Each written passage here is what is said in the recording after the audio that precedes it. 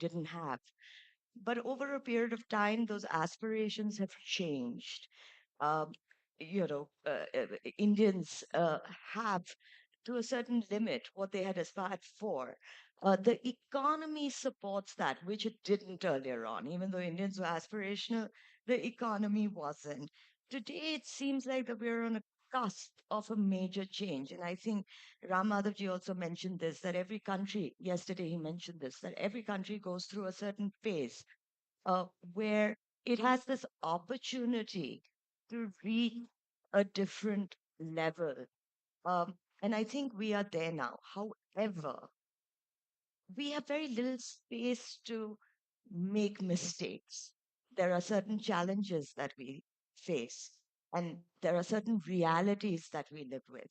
And I really do hope that today our speakers will put this into perspective, not just how far we have reached, but what is it that we should expect. So, without much ado, may I please ask our first speaker, Mr. Tandon? Yeah. Thank you, Rami. Morning, everybody. I just run small slides and then explain few things. Please. Okay. So you can We see. can see it there as well. Yeah. So the bigger question comes when we talk about 10 trillion economy. The real question comes, what is the timeline?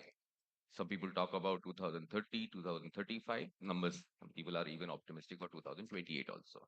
So how to decode this mystery with the help of analytics? So we are predominantly analytic firm. We talk about how, with the help of predictive analytics, you can see the future and mathematically decode that. So this is the entire thesis of being relevant. Okay. So when we talk about predictive analytics, okay, let me give you perspective. You should not think like astrologer. We are talking about which year what will happen and what could be the size of that economy. We are talking about through help of analytics when we connect the dot and try to see. So I'm a student of cycle analytics. Okay, and you will surprised to see very interesting data. This is a picture. If you can see this slide, which was written in 2012, we talked about how end of 2019 till 33 how the geopolitical volatility will shape up. Okay, how beautifully we explain year wise year it played out. When talk about even the COVID situation, if you see the red slide, red color in from 2019 33, it is all about geopolitical volatility. I'm linking with this thing so you'll get a perspective what we are talking about. Just for explanation says. So I'm covering a bit about this transition. We have written a book which we're launching next year. I'll talk about the great transition by 47. We believe by 2047 will be 30 trillion economy. And based on our perspective, we talk about how 30 trillion, 10 trillion economy will be there by 2030 to 33. But very interesting, this is based on the current currency level. So I'm going to spend some time on the currency aspect. Okay, we have grown with this thesis. Rupee will depreciate from on month on year. We have taken 5-7%, sometime in 10% depreciation. We have seen last 2 years particularly it has been stable. Of late has depreciated a bit. So if this entire thesis is based on 10 trillion, we're talking about, so based on the current level, let's say 84 half, and if we talk about 850 trillion rupees, okay, that's what the number comes out into rupees. But if I say if rupiah is going to appreciate, okay, and our view is that in next 5 years, rupee has potential to appreciate by 36%. And this is the entire thesis. I decode that. Then, which you are talking about, the 10 trillion dollar economy can be reached much earlier. If I say 32, 33, then if I say 36% depreciation, it can reach between 2028 and 2030. Okay, so the whole perspective changes. Now, a lot of people have view on the currency because see, currency is a relative term. Okay, absolutes are important, but relative is more important. How relative changes will make this thing happening. Okay, so I'll explain some of the data points thing. We all talk about real economy, but the fact is that leverage economy drives the real economy. Okay. Today, leverage economy is 12 times of the real economy. And that is the genesis of from right in 1960 onwards, how US has grown. This is all about leverage economy as a concept which got built. Okay. And this is the thesis which we are talking about. Going forward, we'll be moving away from leverage economy to real economy. Okay. And that phenomena, when it unfolds, okay, that's a transition which we're talking about till 2047. Then it has a potential that the relevance of countries like US will decay. Okay. and dollar will not be a reserve currency status. So this is the entire thesis which we are trying to build. How, with the help of CBDC coming into picture, how the relevance of banking system which exists in this form. Banking is a byproduct of leverage economy. Banks will not, all commercial banks will not exist in this form what we are looking at. Global trade will not be the way we have done in USD terms. So couple of things I want to highlight what we are looking at when we talk about dollar relevance will go by. Dollar will not be a reserve currency by, if you go back and look at the history, how in last many hundred years, few hundred years, how the reserve currency has changed over a period of time.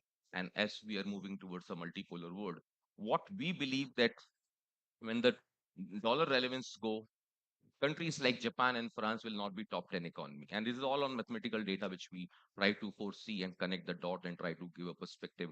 How in a commercial multipolar world, this scenario will emerge. So I'll just running through small things. We believe CBDC will play a very important role, and India is very well equipped for this. One of the best economy or the country in the world to capitalize both from technology perspective and the internet perspective and global trades. Okay, this big question comes whether you're talking about in the Bitcoin or DLT framework or the uh, uh, this sort of technology which is coming up or blockchain technology which we talk about. Yes, is one of the most safest thing, and that's the way globally all central bank will adopt. But what we are talking about from a global perspective, that local all trades will happen through CBDC route, but all international trade will be backed by gold. That's one of the reason we think gold will go to the roof by 19. If I'm talking about 2040, 45, or 50 levels thing, then gold will be in a unique situation. All, if I have to talk about commodities, real economy will go to the roof. Okay. And that is a big change which we see. So far, we have left the importance of the real economy, and real economy is going to play a bigger role. And that's the reason we are more optimistic on the Asia centric emerging market, including obviously China is a very important part. We cannot ignore China for time being also. It will remain relevant from longer term perspective. So, how we are trying to link, it's a long subject, but I'm briefly trying to cover it. Okay, how this gold-based thing will be picked up. So we always believe that when we talk about the multipolar world, how the relevance of Russia, which is there. So when we talk about BRICS country currency, a lot of theses have been built. I think that should be the starting point. And if you look at the China, China has been trying to showcase yuan as a reserve currency at the cost of economy. They have tried to stabilize that currency, and that, whether we believe or not, interesting. But very interesting data which we can read through predictive analytics. What China is trying to do, China is trying to become a source for a carry trade. So far as the Japanese yen is a carry trade. Okay. And if US rate interest rates keeps on declining, which is the case right now also against the global trend, then China has a potential, Chinese yuan has a potential to become a carry trade. That will be the first recognition of that thesis, and how the DXY is constructed. The moment you have big currency status, then obviously yuan will be the largest weightage. And that's the way go forward. And you cannot even ignore India into that. So when we're talking about next few decades, that's the reason we said this current decade belongs to India, maybe half century belongs to India. Now, this whole thesis, I am going to talk about uh, how this perception analytics, which you talked about, I'm just skipping some of the slides. Okay. How the perception plays a very important role. This is something now a lot of people have been from the markets, understand the forecasting, or you can forecast earnings of the companies or the GDP of the country based on certain assumptions. But nobody talks about forecasting the multiple. What is the multiple of that company you should get? Okay. So we have tried to decode with the help of perception analytics. Why I'm addressing this part? Because when I say something has changed in India or something got changed in 92 onwards for China in 1960 from US markets, something has changed for India. What has changed? The entire perception is very different. Okay. And that makes a lot difference. If in very simple terms, the P multiple of the country has changed. And this is through various data points we have tried to say. A lot of people talk about India is very expensive market too. I think it will remain expensive for many decades to come. Okay. That's a thesis, because from a purely from a perception, a lot of data points have changed. One more point I want to talk about, when we're talking about why India will become so meaningful, how we're talking about currency, why currency will appreciate. A lot of people will be surprised to see. So I'll give you some small example. We try to calculate the global liquidity phenomena very closely. A lot of people look at a global liquidity with M1, M2 sort of thing. But today, global liquidity, which include the shadow banking data, is 2 times of the global GDP. So we are closer to $190 trillion global liquidity. Okay. When we talk about the concept of global liquidity, and we have even tried to explain the concept of how the global fluidity works. I'm not addressing that part right now, but purely from that perspective, how we can quantify the shift of money, because if rupee has to appreciate, it means money has to. We have seen extraordinary FPI or FDI money coming to this country. Otherwise, no way it can happen. And parallelly, other currencies should do matching. So we are talking about both the phenomena. We are talking about relevance of some of the global currency, the developed market currency, and when we're talking about money flow analytics, we try to see. Let's make example of energy. When we talk about energy, never it changes the from hydro to mechanical or kinetic to potential. Similarly, money shift, if I try to example of with the help of perception analytics or the risk appetite of the global markets or the country and the liquidity, when you look at together, we see a money flow analytics, how money shift from one asset class to other. Today, if you look at the developed market, risk appetite is actually peaked out, is declining, where risk appetite for Asia-centric emerging market, including India, is actually rising. So if you have rising risk appetite through perception we're talking about and rising liquidity, it could be something. If 10% of US money gets shifted from US market to emerging market, a country like India, there will be tsunami in Asia. And this is something which we believe, I'm keeping it very brief, how the money shift phenomena will play out. And if the real strength of the economy is about through currency. Okay. Now China has taught us very different thing. It is used as a weapon. You keep on devalue the currency. That thesis has played out very well. But that should not become a phenomena. Okay, like how we have never visualized negative interest rate. At least we have never taught it. Okay, so it was a theoretical exercise. We have seen very recently what happened. Okay. So those are the special situation. This sort of phenomena can also last for a few more years, but ultimately you have to based on the strength of the economy. So larger thesis, $10 trillion economy can be reached by 2028, 2030. And this is some of the thesis. I'll stop it here. Thank you so much. You've given us a very positive outlook to the future, and you've obviously been involved very deeply in predictive analysis. You have a book coming out as well. So these numbers seem to be very reliable. But we are going to take a question answer session later. Yeah. And I'm sure a lot of our audience have questions on it. But before that, I'm going to go to my next panelist, Mr. Pandey. Please, you have about 10-12 minutes. जय हिंद नमस्कार इस सभागार में बैठे हुए जो लोग मुझे सुन रहे हैं उनको मैं ये कहना चाहूंगा कि इस मंच से जोड़ने के लिए मैं श्री राम माधव जी का और प्रकाश नायक जी का बहुत बहुत धन्यवाद देता हूं और इंडिया फाउंडेशन का जो ये कार्यक्रम है जिसका 8वां संस्करण है जो इंडिया आइडियाज कॉन्क्लेव 8वां संस्करण है उसमें मुझे बोलने का मौका मिला इसके लिए भी आभार व्यक्त करता हूं देखिए मेरा जो प्रोस्पेक्ट है बिकॉज मेरा एक दायरा है जिसमें मैं सोचता हूँ और उस सोच को मैं आपके ऊपर हावी तो नहीं करना चाहूंगा लेकिन साझा जरूर करना चाहूंगा और मेरा ये मानना है कि अगर राष्ट्र का प्रत्येक व्यक्ति एक परिकल्पना करता हो और वो परिकल्पना अगर राष्ट्र की परिकल्पना बन जाए तो कुछ असंभव नहीं है हम $10 ट्रिलियन इकोनॉमी की बात कर रहे हैं और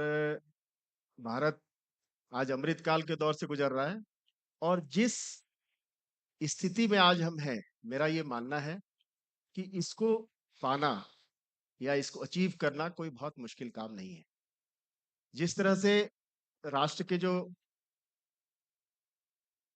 परिकल्पना है और राष्ट्र का परिकल्पना के साथ अगर हम ये देखते हैं कि हमारा इकोनॉमिक ग्रोथ आर्थिक विकास किस तरह से हो मेरा ये मानना है कि कई ऐसी चीजें हैं मैं वैश्विक दृष्टि से इसका एनालिसिस नहीं करना चाहता हूं लेकिन कई ऐसी चीजें हैं जो हमारे पास है जो बाकी दुनिया के देशों में नहीं है सबसे बड़ी बात यह है कि हमारा एक बड़ा वर्कफोर्स है जो बहुत ही युवा है बहुत ही यंग वर्कफोर्स है दूसरी बात कि जो हमारे शासन में लोग बैठे हैं उनकी जो दृष्टि है या उनका जो उद्देश्य है वो बहुत ही स्पष्ट है कि भारत जिसको 1 ट्रिलियन की इकोनॉमी प्राप्त करने में कई वर्ष लग गए उसको 2014 के बाद से कैसे सारे फैक्टर्स को इकट्ठा करके 10 ट्रिलियन की इकोनॉमी तक लेके जाया जाए और हमको इस बात से कोई गुरेज भी नहीं है कि हम भी उसके सहभागी हो सकते हैं मेरा ये मानना है कि जब 140 करोड़ की जनता एक दिशा में एक मैनिफेस्टेशन के साथ काम करती है और इस ग्रोथ को या इस चेंज को, इस परिवर्तन को या इस परिवर्तन का हिस्सा अपने आप को मानती है, तो ये संभव है। हमारे पास एक बड़ा वर्कफोर्स है। आज तक दुनिया जो है भारत को एक उपभोक्ता बाजार की तरह देखती है, क्योंकि हमारी संख्या बहुत बड़ी है। लेकिन इस बाजार को हम एक मैन्युफैक्चरिंग हब में भी बदल सकते हैं, और उसके लिए जो सरकार का प्रयास है, माननीय प्रधानमंत्री जी का जो प्रयास है, श्री नरेंद्र मोदी जी का जो प्रयास है, या बाकी लोग जो उनके साथ काम करते हैं उनका प्रयास है, वो मुझे लगता है कि कहीं ना कहीं इस दिशा को प्राप्त करने और दिशा में आगे बढ़ने के लिए अनुकूल है। और हम इसके साथ इस दिशा को प्राप्त कर सकते हैं, इस लक्ष्य को प्राप्त कर सकते हैं। आप चैलेंजेस हैं, आपको अगर बड़ा आपका लक्ष्य है तो आपके सामने चैलेंजेस भी बहुत बड़े हैं। हमारे जो इकोसिस्टम है उसमें चैलेंजेस हैं। हमारे यहाँ जिस तरह से अभी स्टार्टअप इंडिया, स्किल इंडिया, इन सब चीजों की परिकल्पना जिस तरह से की गई है पिछले 10 सालों में, मुझे लगता है कि इसको प्राप्त करने में बहुत कठिनाई नहीं होगी। चैलेंजेस इसलिए है कि अभी भी हमारा जो सिस्टम है वो कहीं ना कहीं सब्सिडी की तरफ ज्यादा ध्यान देता है, उद्यमिता के क्षेत्र में इंसेंटिव्स की तरफ कम ध्यान है। तो हमको सब्सिडी से इंसेंटिव्स की तरफ मूव करना चाहिए। हमारा जो इकोसिस्टम है वो इस तरह होना चाहिए कि हम उद्यमिता को बढ़ावा देने के लिए, पब्लिक प्राइवेट पार्टनरशिप को बढ़ावा देने के लिए, और मैन्युफैक्चरिंग के क्षेत्र में, इंफ्रास्ट्रक्चर के क्षेत्र में, ऊर्जा के क्षेत्र में सरकार के साथ जनता को भी मिलके, लोगों को भी मिलके, प्रत्येक व्यक्ति को मिलके, इनफैक्ट छोटे से छोटे एंटरप्रेन्योर के साथ साथ बड़े से बड़े औद्योगिक घराने को मिलके काम करना चाहिए। तो हम इसको अचीव कर सकते हैं। इसके अलावा जो हमारे पास एक यंग वर्क फोर्स है, उसको अगर हम कैपिटलाइज कर पाए, उसको हम चैनलाइज कर पाए, उसकी ऊर्जा को हम एक सही दिशा दे पाए, तो मुझे लगता है कि इसको प्राप्त करना मुश्किल नहीं है। सारे देशों के अपने अपने विकल्प हैं, और सारे जितने भी देश हैं उनकी अपनी अपनी क्षमता है और उनकी अपनी अपनी कठिनाइयां भी हैं, समस्याएं भी हैं। लेकिन आज के इस दौर में, जो अमृत काल का दौर है, और हम ये एक्सपेक्ट करते हैं कि आने वाले समय में 2032 या 2047 तक हम इस $10 ट्रिलियन की इकोनॉमी को अचीव कर सकते हैं, प्राप्त कर सकते हैं। और ये बिल्कुल संभव है, क्योंकि अगर ये सारे फोर्सेस जिनकी मैं बात कर रहा हूं उनको हम कंबाइन करें, उनको चैनलाइज करें, तो हम कहीं ना कहीं इसको प्राप्त कर सकते हैं। Thank you thank mister Pandey. Uh, आपने एक दो बातें की अबाउट हमारा डेमोग्राफिक डिविडेंड है, सब्सिडी टू इंसेंटिव्स के ऊपर मूव करना चाहिए, infrastructure, manufacturing, all of this should come together. Again, this is a very, very positive outlook to the $10 trillion economy that we are trying to achieve. I'm sure we have some challenges as well, you. and maybe we can discuss that in the question answer session. But I had the opportunity to discuss with Srini about what he does, what we do, what our experiences have been in life. And one of the things that we spoke about is even when Srini was growing up, he very pertinently mentioned that buses was something that he hadn't seen. Transportation was a problem. It's something that I remember when I was growing up and studying the Northeast, there wasn't any transportation, there wasn't any infrastructure. Come from a very unique point of view. So you're my third panelist, and I know what we've spoken about, but maybe you could look at things from a point of what our real realities are and what we're dealing with. Good morning to all of you. You will hear a lot of numbers that's coming through. So I'll a few. That's, I'm not an economist. I'm an engineer. Built some companies, invested in companies, have a really on the ground experience of doing things. Can the $10 trillion happen? Yes, of course it can happen. I have no doubt about it. Some years here and there, whether it's a 2047, 2040, 2030, whatever, that's not that very important. What I want to bring to your attention is that what is working, what's not working. So we have taken and here again, whatever I make certain comments, not reflection of any political criticism or, whatever it is. It's basically we all want to build a country. So this is primarily to be taken in the context of what is that we need to do. So we have taken many times an approach saying that, we'll have a policy. The policy will drive the growth. It doesn't happen unfortunately. Along with the policy, if you have the hand holding, it happens. So I'll give few examples to you. We have Make in India, we have Atmanirbhar, So the issue why some of those things did not pan out the way we actually intended to is that there is a structural issue.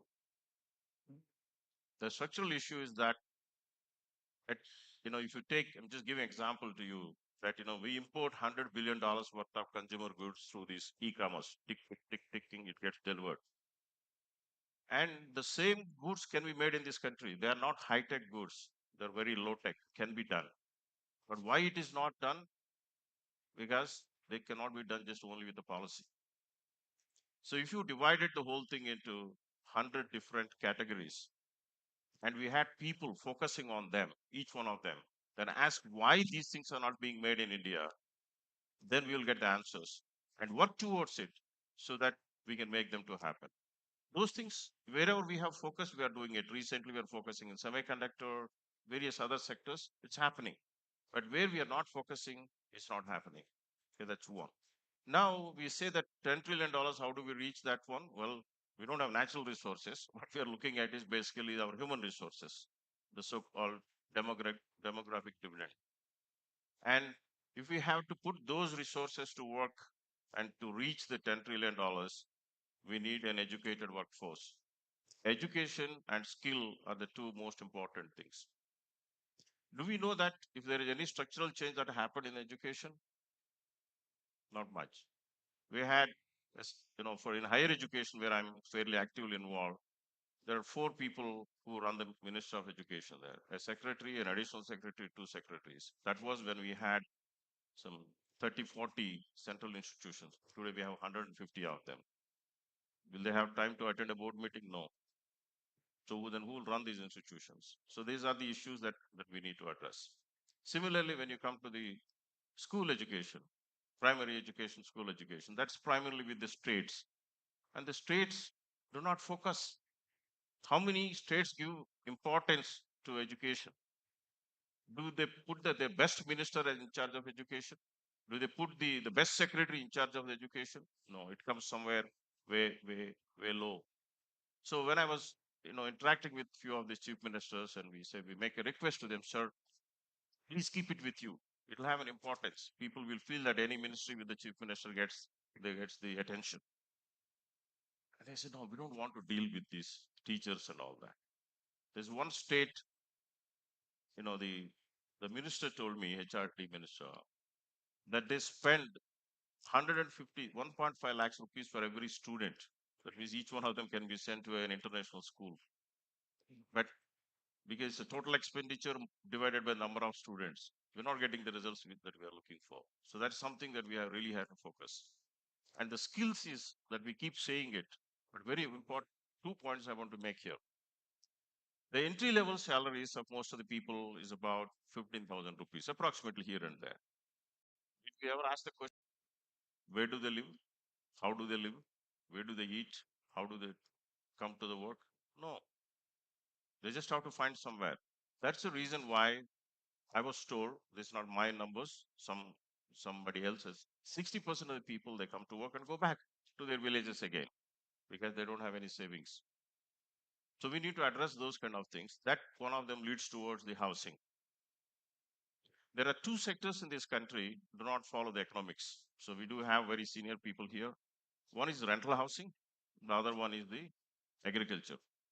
The yield on the house, if you buy a house anywhere in India, is 2 to 3%. How does anybody invest money in housing so that they can get 2-3%? The interest rates are 9-10%. So this year there is a program in the new budget to give some subsidy to meet some of that, but it's not sufficient, and the government is working on it. So I was told that they'll work on it. So number one focus has to be for us, those people who migrate from the villages to the cities. They should have, we should address as a society, as a government kind of thing, that that there's a place for them to live. There's a transportation system that works, kind of thing. And the urbanization itself, I want to just say a few things. So China has gone in the direction of, they said we'll build new cities, greenfield cities. So there was about 20 years ago in 2004-5, when we had the new government came in, Mr. Manmohan Singh government, they talked about it in the name of the CZs. I raised my hand in one of them. And that time, the origin of the Sri City project near Chennai, it is in Andhra Pradesh, but very close to Chennai. It started that, and now 16, 17 years since that time. And we have a very good experience of what it means in terms of policies of creating new cities. And thanks to that, Mr. Chandrababu Naidu, when he wanted to do the new capital city, he's appointed me for 3, 4 years as an advisor for that. Uh, so we developed a model. It works. So that is important thing is we go into this land acquisition because we Indians want to own everything. Okay. So instead of land acquisition, you go for a land pooling method. The beneficiaries will be the people who are the owners of the land. But the government needs to money, to set up the infrastructure and all that. There are models available. It's been done in Gujarat, in Maharashtra, and in Andhra. So if we follow those models, we can create the new greenfield cities, but not too far away. Again, the people don't want to go there. They have to be closer to the new existing metropolitan cities where there are airports, ports kind of thing. It has to be closer to that so that it works on it. So for us, the way it worked out is that the senior management and the middle management, they live in Chennai. The remaining other layers of the working force lives in Free City and in and around that area. So because of that, today we have 220 companies from 30 countries. It's a small city. It's designed for 1 million people. Now today we don't have 1 million people. We have few hundred thousand people there, but has people from 30 countries coming and doing business there. The same thing can be replicated. So important point there is that we need to address the housing, schools, healthcare for the people who are moving from the villages to the cities. That's very important. Without that, it's very difficult for us. We just say urbanization and it, like it's Bangalore. Yeah, a lot of wealth is created here, but just messy thing. You start from anywhere. It takes 2, 3 hours to move from one place to the other. Because I'm not again criticizing somebody because they haven't done. I'm just saying that it's not possible. You can't have the same things where you go and dump 10 million people, 20 million people. It's not going to work. So the two areas that we need to focus: education, ensure that our children are uh, taught well, they have the skills that are required for the what is required for the industry, and the civic facilities for those people who have been moving from the rural to urban. Thank you, Srini. That was really, rounding up our session that really put things into perspective of what sort of the challenges are in front of us. You spoke about education, skills being really important. But, what struck me also is our legal system. We've spoken about this as well. How much of a hindrance in implementing the ideas that you've spoken about um, is it going to be for us to overcome? Can you please repeat? I said we spoke about the legal system also before we started this panel, and you've spoken about education, you've spoken about skills, spoken about the kind of policies we should have for people moving from rural areas to urban areas. But, you know, the legal system also in this, as well as the government policy system, has a problem of implementation in certain areas. How difficult is that going to be for us to overcome to reach the kind of targets that we've been talking about? And Yes. I take this opportunity to ask the first question before I open it up. Yes. Privilege of the moderator. Yes. You know, if you recollect about 20, 30 years ago, the same situation existed in office space also. Office space, there was no professional money coming in. People just built the building and they just kind of rented a little bit of it. The yields were same thing, 2, 3% yields. Because we have a very peculiar situation in this country that the money that's put into real estate is not fully counted for, but it only has so much of growth with that. But once the grade A office spaces that happened around here, the the investors came from across the world, in India and from abroad. So once the yields went to 9, 10%, there's unlimited money that came in. There's one fund from the US itself has put $60 billion in this country only in these things like the urban office spaces and all that. Such a thing never happened in rental housing. So when I'm coming from the village, I don't have money to buy a house. The fare I start first is in a rental place. I grow up slowly up kind of thing. Then I will own a single bedroom apartment, then 2 bedroom. Then life moves on from there. So so we do need to have this hand holding thing for some time till the, the maths sets itself there. So today for office spaces, we don't need any help from the government. So I invest money, I have enough yield coming in so that I invest more money. The same thing doesn't exist for rental spaces. And just one thing I want to share with you is our chief minister once he asked, okay, you're saying all these things that, but we don't have any land and the land is already sold off and all that kind of thing. It's there outside the city. Then you build there, then you have to put more transportation to bring them to the center of the city. Then I said, sir, when we didn't have the space to build the metro stations, what did we do? We built on top of the road. Most of you don't like it, but I told him do the same thing. At every 1 kilometer, build these rental spaces on top of the road. Roads are owned by the government. And somebody said aesthetically, I said, for what? You can make that thing also. We found a lot of solutions there. Actually, I'm just saying build on top of the road. Okay. Because so that they can walk to work. We need to go to that level of detail for us to be able to do it. But once they become economically viable, people do it. And I mean, Indians are pretty good at those things. They will do that. But we have to do the hand holding till they become viable. Well, thank you, Srini. I think it's time that we open up to our audience for some questions. If there are any questions, Yeah, you can give my. yes, please. Is there anybody with a mic? May I also request you to keep your question precise and address it to the speaker Check. that you want to answering. Hello. My question is for Sandeep. Thank you for sharing your perspective. And I watch you regularly on business news channels also. And really love your data-driven approach. This picture that you have explained in terms of where you see next 5 to 6 years, I just wanted to ask one thing about this uncertainty which exists today.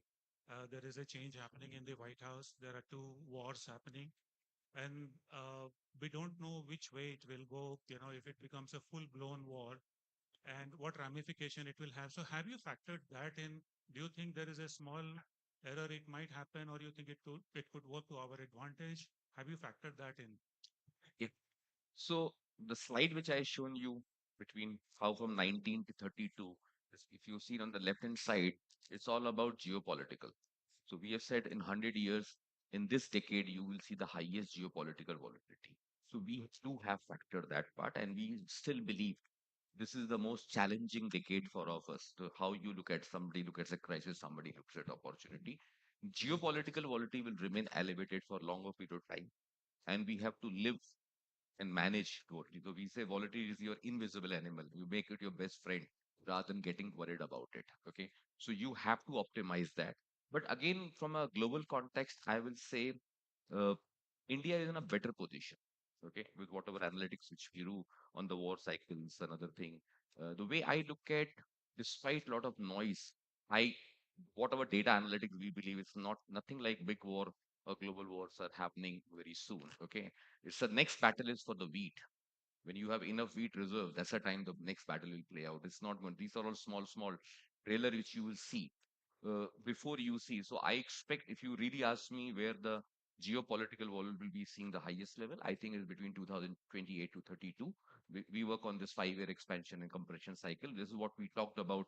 The 2018 till 2023 global volatility will remain elevated, and in 2020 I talked about the worst which played out. We talked about the meltdown phase in 2020. So next big crisis which will unfold will be in 2028 to 32.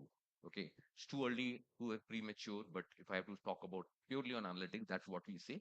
But relatively, again, is everything is not look at absolute terms but relative terms. I'm more bearish on the global markets, particularly the developed markets, where you see much bigger crisis. Okay, the wealth effect, which is we're talking about from a purely from economy perspective, like can lead to a bigger civil war, can lead to bigger disintegration of US and China also. So those are the things where India is actually reverse. We believe in our next book we talked about how spirituality will take India to the next level. That's a thesis which we have talked about. That this thesis will play out till 47, where India demographic cycle peaks out. So a lot of changes with a lot of constructed. Obviously, if you see the bigger crisis in US, okay, and people are going to vomit there, you will see a stink out here also. But on relative basis, we will do a better job. Sandeep, there's a question there. I'll come to you and then I'll come to them. So hello, my question is open for the panel. And, for a $10 trillion economy, or in that economy, do we see government coming out of business, or do we see state-owned enterprises becoming more efficient and becoming globally competitive? Which one would be a better proposition? I take your question. Uh, See, this is something you have to create a balance. You ask a question that the government is coming or the private sector is giving their participations. I'll just quote an example. Like government has recently launched one program called AR. This is called Anusandhan Research National Research Foundation. Now the idea is that if they create this foundation, who is going to participate? There are of course people from private sectors, skilled people, professional people. They have to participate.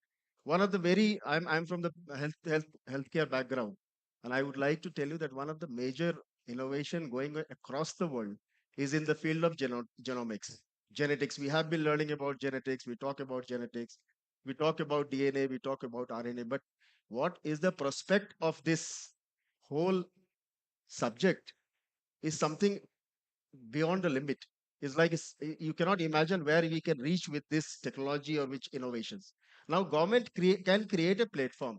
So, government has created a platform in terms of like a foundation where you can put your ideas, you can create some value addition into the system. But at the same time, this subject you have to perform like private participation is very, very important. As we are talking about genomics, as I think everybody is using medicine now for any disease, even for the COVID, we have seen how it happened. But what is important, like, genetics is a subject which gives you the entire outline of a person. And today, if I get a cancer, there is a prescribed medication for me, and the same medication is being going to be used for another patient also. The cases of relapses or the efficacy of this medication has a different value. A same medication could be very effective with one patient and it could have a very less effect on another patient. How it works. So basically what we are doing, we are creating one medication and we are using for the whole population. Genomics is a subject where you can just analyze, like you can do the personalized medication. You analyze the genetic code of a person and then do the medication for him. Is like a personalized medication for him where you design a medicine for him. So how it is going to happen, the whole world is working in this direction. We can also work in the direction. How now the government has created a platform. I think Pradhan Mantri ji has launched this in month of September. Now there should be a bridge between parties which appeal or which create a platform where more and more participants from the private sector, professionals, could join hand with the government. So this way, I think we can combine the forces. They create a platform, we deliver the value addition, and this will add on to the whole ecosystem. Thank you. Um, there's a question here, sir. Hi, I'm Chetan Mukundan from Axonet. We do a lot of work in the healthcare space. You've answered a part of my question, but mine is a little more focused towards, of course, the panel. And you brought in, the educational aspect. If you look at our day-to-day lives, what does it revolve around? It revolves around food. It revolves around education. It revolves around clothing. These are evergreen industries. And then there is another fourth pillar, which is very important to us, each of us, that's healthcare, the whole health sector, including pharma, hospitals, genomics, and so on. How do you see that affecting the Indian economy? We have had a lot of medical tourism coming in. We have patients flying in all the way from the US to India for surgeries from all over the world. I mean, I'm going as far as the US and Australia. So how do you see that affecting the Indian economy and, getting us to that $10 trillion number, maybe even more, right? Uh, Thank you. See, this question has two aspects. When you talk about how this is going to contribute in $10 trillion economy, you have to understand that who is going to create this 10 trillion economy. This is the people. This is the citizen of the country. This is the workforce who they are. So how is your workforce is going to be effective and strong and can do some value addition into this $10 trillion economy race or the journey. So of course this has to be skilled, this has to be educated, and one of the major aspect of this is healthcare. If your workforce is healthy, of course it is going to contribute more to your economy, more to your development. At the same time, when we talk about a global healthcare, India has a very emerging market, and India has a very strong message to the world. We have a history, we have a legacy of healthcare, but at the same time, India has a very strong message to the world that we can provide affordable medication, we can provide affordable treatment to the society as well as to the whole globe. And you have seen in recent days, from the starting from Africa to Central Asia, starting from the western part of the world, we have been providing a healthcare facility and support to the patients across the globe in a very dynamic way and a very cost effective way. So this field itself is almost like is a very niche area, and it has been growing since last 5 and 10 years, I think 10 20 10 years, and it has a lot of prospect, it has a future, and we can cater the whole world, the globe, for this kind of activity, especially the healthcare. We can contribute at a low cost medication. We can contribute at low cost treatment. We can talk about creating a genomic hub, which is like in future you have 8.6 billion people in this globe, and to do this, to create this facility for genetics related medication or genetics driven medication, you have to have the mapping, gene mapping of almost like 30 to 40% of the population. A medicine is being designed in like is like produce or invention is done in innovation is done in US, and we are the consumer because they have the patent. So these kind of things can also create some value addition. We can create a innovative hub here. I think Skill India and this new foundation, what has been done by the government, is going to create some more value, and this will like is a holistic approach. If your like force workforce is strong, it has to be strong, it has to be skilled, it has to be educated, at the same time it has to be healthy. So how it has to be healthy, this has many parameters, but of course I am more into genomics and I work on genomics on a different aspect. We works on a proteomic, so I can say that this is also one of the very important factor which is going to contribute. Thank you. Thank you. Good morning.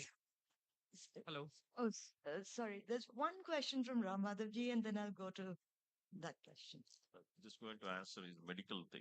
Sorry, The question that he is Ramadhavji, do you mind? Sir, Srini Raju ji, you built Srini City for industry, businesses to come and all that. You kept government out of it, I believe. You went far away from the cities where government is located. My question is, can we take governments out of the cities? Build cities for governments away from the, I mean, so that government is far removed from businesses, industry, and all that. They're like in US, in other places. And we say that for next 10 years, all states should have capitals away from cities. No, I will not go to that extent. We work with government very closely. It's just that we don't have an elected government there. But otherwise, all the permissions, everything is done by an executive officer appointed by the government. And we've been very fortunate that, we have had wonderful officers who've been, appointed there. We have our own police station, not our own. There is a police station there. There's a post office, there's a fire, and all the civic services that required that are there. I actually advocate that you work with the government very closely, okay, not to go away. But there are certain models that we need to follow so that we don't have this constant fight with land is mine, somebody is snatching away kind of thing. We get stuck there. And of course, some political forces come in to take advantage of the situation. But if we can build a model which is a win-win model, I think actually people, instead of saying don't come to my neighborhood, they will actually say please come and set up these things in my neighborhood because they're going to benefit out of it. So it is just the model that we need to build and just share with every state and saying, okay, this works, which we have done very successfully in PPP models for the ports, airports, national highways and all that. They work well to a large extent. So this can work well here also. You work with the private people, but government is an enabler. Good morning. Hey, I have a. I'll have to make this our last question, but we'll have much opportunity later to meet the panelists and discuss with them.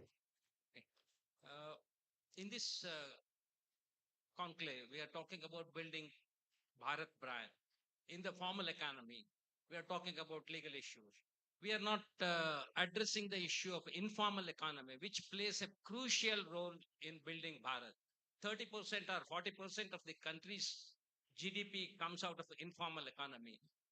Any thoughts on how to bring them into the system and how to address the problems faced by them? Any one of you can throw some light on it. That makes a crucial role in building Bharat because they play a crucial role. For example, pedestrian vendors, they are the people who have to be accommodated.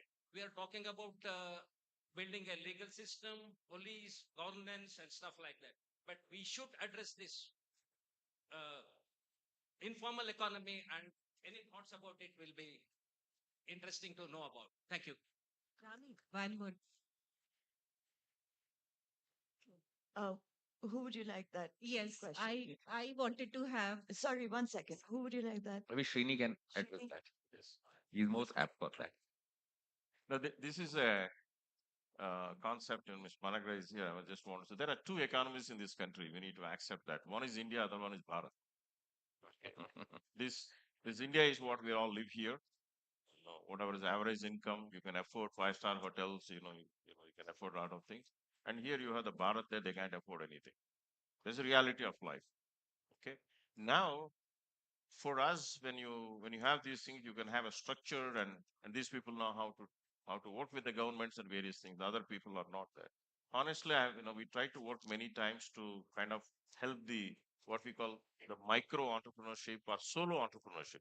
The street vendor you're talking actually that he has no employees, he's all by himself. So it's a solo entrepreneurship and micro entrepreneurship. So we have not been very successful, but there are a lot of NGOs kind of people starting to work on that, and there are some models that it's there, but I can't just say in today's such a short program. But I do agree with you that there has to be focus around it. But of course, Government of India also has a program like Mudra loans and all that. But these people don't even know that they exist and how to go and get them. So we need to create that infrastructure, if you want to call the facilitation for them to work out. Because I also agree with you that this country is not going to be the $10 trillion will not happen only with 10 people owning this country. Okay. So it has to be the millions of other people also that they had to be part of this growth story.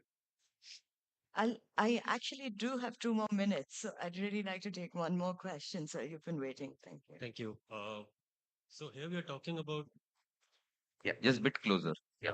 So we talked about the policies and implementation, and we can see the gaps and we can find the solutions for that. But my point is little different. Government can make the policies and the system can work on it, but how and who and when will work on the public behavior? I see a very big gap in terms of society behavior towards all these areas. If you go any other country, you see the public, how they respect the rule of the law and the other citizens' space. But here, everyone talk about everything, Viksit Bharat. But as a society, as an individual, we don't behave like we want to go there.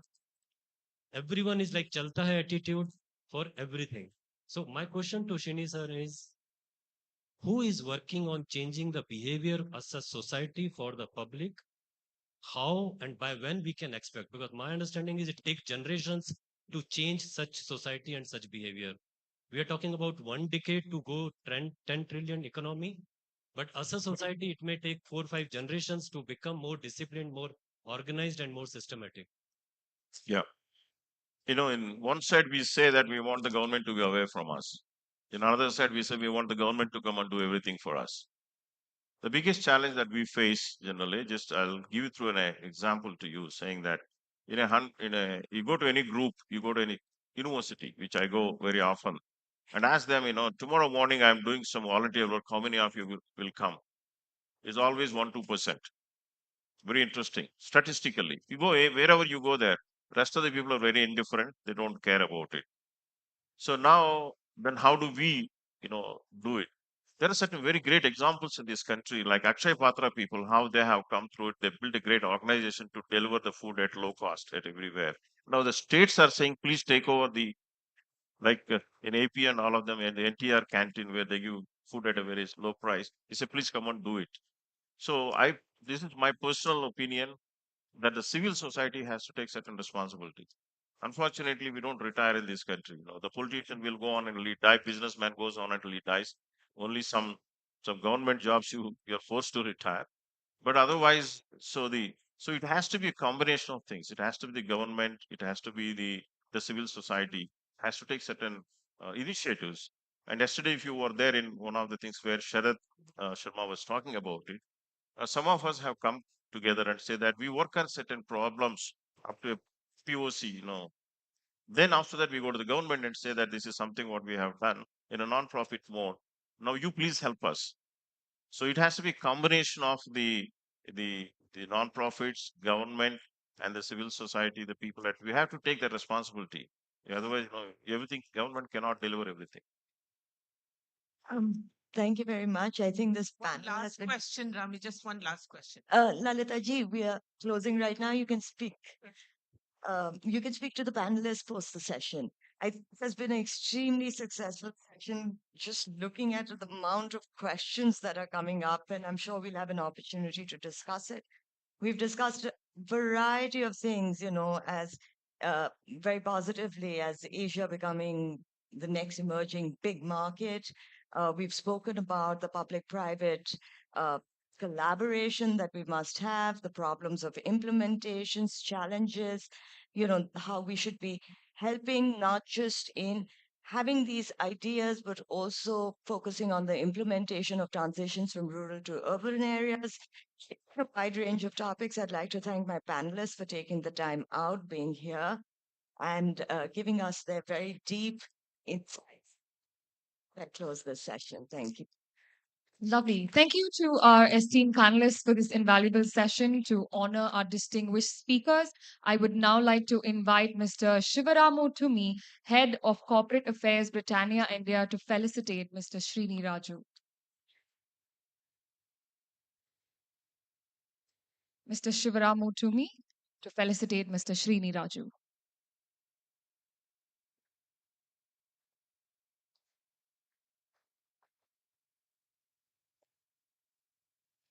I'd also like to invite Mr. Pavan MV, CFO of Avigna, to present a memento to Mr. Sandeep Tandon. Mr. Pavan MV, to felicitate Mr. Sandeep Tandon. I'd also like to invite Mr. Umesh NV from Zinav to felicitate Mr. Rakesh Pandey with a memento.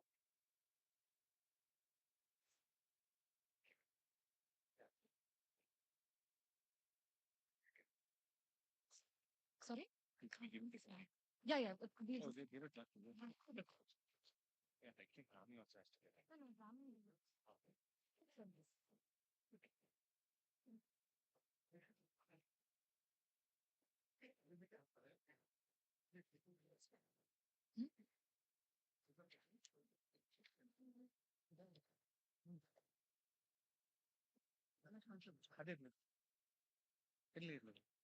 No, no, no.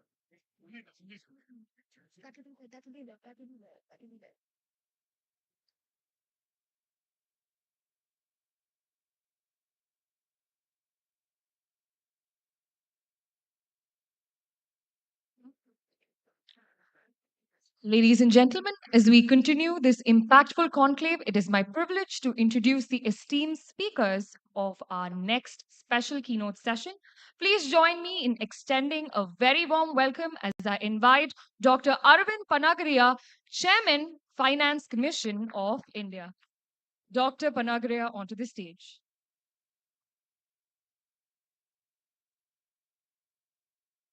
Next, it is my honor to invite the session's chair, Mr. Chandravadavaji, Member, Board of Trustees, India Foundation, to the stage, please. Thank you to our esteemed speakers. I now hand over the proceedings to Mr. Vadavaji from here. Thank you. See, Prime Minister vision to make India Viksit Bharat by 2047. India, to achieve this ambition, India needs to move from a predominantly agrarian and informal sector to the manufacturing sector, advanced manufacturing, and the service sector, and the knowledge driven hub. But we lack in cutting edge technology. There is a need for the lot of reforms, whether it's the land reforms, labor reforms, administrative reforms. And there is a, except for IITs, there is a lack of coordination between academia and industry. Of course, we are leading in certain industries like digital technologies, digital transactions, and we are leading in the hydrogen, through National Hydrogen Mission, similarly in the solar industry, like that. So, with this background, I would like to invite you to address the audience. Well, thank you very much. Let me just begin by stating upfront that I believe in Bharat. I believe in Prime Minister Modi. And so I therefore also believe in the $10 trillion economy about which I shall speak. As some evidence, a prime minister who on the very first Independence Day of his very first term states from the ramparts of Red Fort that he is going to, in 5 years, bring toilet to every single home in India, which when I listened to it sitting in New York, it was midnight actually at my end at that time, I thought, wow, what a mistake the Prime Minister has made. A nation which has built just 38% of the toilets in rural areas, how can it get to 100% in just 5 years? This is going to be a disaster. And lo and behold, by the time 2nd October 2019 comes, 5 years end, practically the promise has been delivered. And this is something that the Prime Minister has really delivered. And this is something the Prime Minister has delivered repeatedly. We have seen it happening now. This is still in work in progress on tap water. I remember actually one of the very first meetings I had with the Prime Minister after joining the Niti Aayog. I talked about this, that look, drinking water is something that affects everybody, whether it's rich or poor, and everybody wants 24/7 water supply.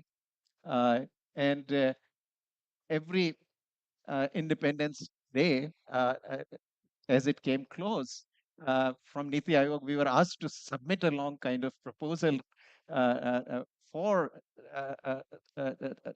drinking water, which we did, and the announcement didn't happen. Then suddenly I'd left Niti Aayog in 2017, but then 2019 or 2020 came along, and announcement got made, and then I realized that Prime Minister was waiting for the Swachh Bharat to be accomplished, and then he was going to take on to this second bigger task. And once again, the progress has been absolutely phenomenal. So that really is the background to my sort of faith, belief in the Prime Minister, and therefore also my faith and belief in Bharat. Now, I come to the $10 trillion question. I firmly believe that this is something that will happen in the next decade, maybe 11 years, if not 10. How? First of all, look back what we have already done. If I take the 17 years starting from 2003-4 to 2019-20, so I'm sort of cutting it at COVID year, India grew in current dollars 11% a year. Most people don't realize this, but the growth rate during that year in current dollars was 11%, 10.9 if I want to be precise, which I've rounded off to 11, during those 17 years. Even if I actually take the full 2 decades ending in 2020, March 2023, India grew during those 2 decades in current dollars 10% a year. Actually, it's 10.2. So this is something we have done during a period during which we had two major kind of crises. There was a global financial crisis in 2008, and then we had COVID crisis, during which, of course, we had a negative growth of 5.7% in real rupees. And yet, with those crises, we managed to accomplish a growth rate of 10.2% during the 2 decades. So I think it's quite reasonable to assume, and I'll elaborate on that, why it is so reasonable to assume that growth rate will at least be that much, let's say 10%, if not 10.2 over the next decade. Well, if I make that assumption, between 10 and 11 years, I actually get to 10 trillion. And our chair here started off with the Viksit Bharat ambition of the Prime Minister by 2047. Well, if I presume that growth rate to continue until 2047, which also is quite reasonable, I shall argue in a few minutes, then we get to something more than about 30 trillion, about 31, 32 trillion dollars. That can be accelerated, by the way, for reasons, again, that I'm going to come to explain. Now, this is in current dollars. What does it mean in today's dollars? In today's dollars, a 30 trillion plus economy would be 20 trillion plus.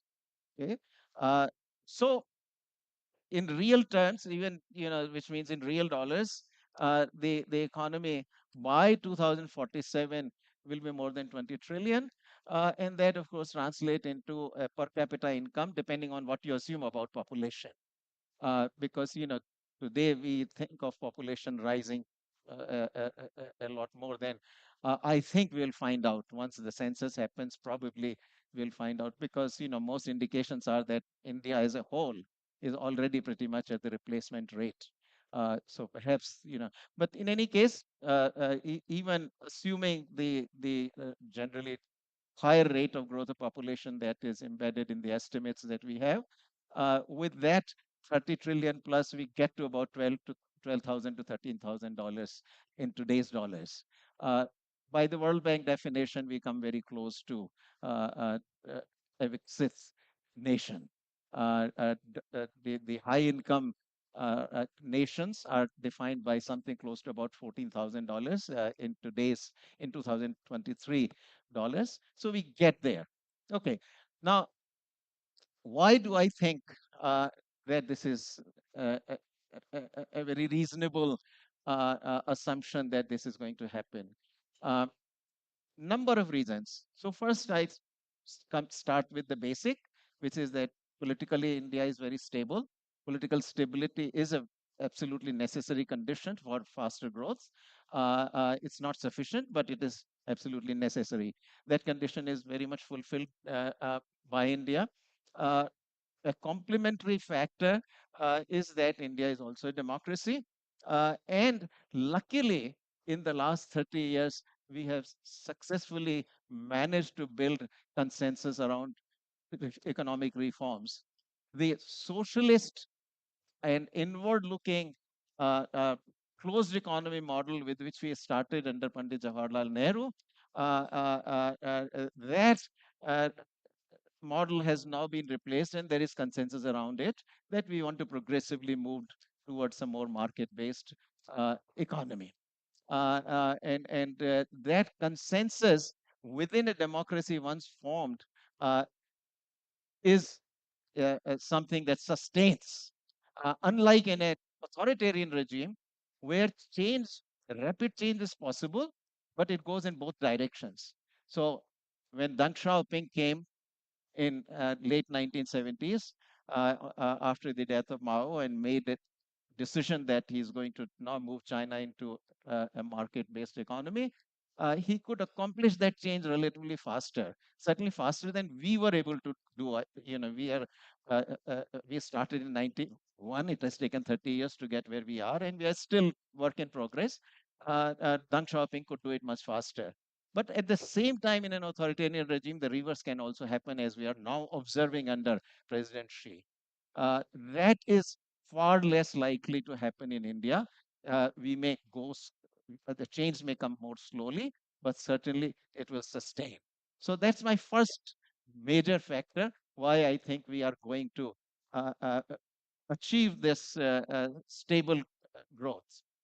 Second, I would say, is that currently our income is still relatively low. Unlike the East Asian economies, South Korea, Taiwan, Singapore, last one being China, we've not grown at a 10% kind of rate. And that is, in effect, the result of the slower consensus for reforms, and we have been building that over time, and so clearly we have grown less than 10% a year. Uh, but the result of that is still our per capita income at about 3,000 is relatively low. China's is about $13,000. South Korea is about 33, $34,000. What that tells you is that we have a lot of scope actually, even with the existing technologies. Now remember that effectively by having the right machines, creating right skills, the existing technology already allow you a living standard of something like $13,000 per year or $35,000 per year in the case of South Korea. This is clearly within our reach. In effect, actually, when the lesson of the post Second World War economic development in the developing countries, particularly the fast-growing economies, is that what it took Europe and the United States, half a century to a century, can be accomplished in much shorter time periods. And likewise, because the technologies we are not constrained by technology, because technologies exist actually which allow you this kind of higher per capita income to be reaped, provided you have the right machinery and you got right skills, both of which can be acquired over time. So that's my second factor. The third, I think, is our population. Uh, there are two aspects of the population I like to point out to. One is the size itself. The fact that we are now the largest country by population gives us an advantage. Uh, Nowhere is this advantage more visible than in the digital economy. When $1 billion are operating uh, on a digital system, what kind of economies you can reap. It's the interaction among a billion people simultaneously you can interact with. It is also the fact that it is one platform on which a billion people can interact. Well, what that means is that the per capita cost of adding another user of that system is practically zero. The marginal cost of expanding this system is practically comes down to zero. It's very low cost. That's the advantage of the scale. Same for infrastructure. You build a road, a lot of people around it, they can all use it. Medical services, networks that you want to create, schools, networks you want to create, all that actually gives you scale economies. So once again, that is one factor. That's from the size. But also there is the advantage of the youth. And not only we are large, but we are also a young nation.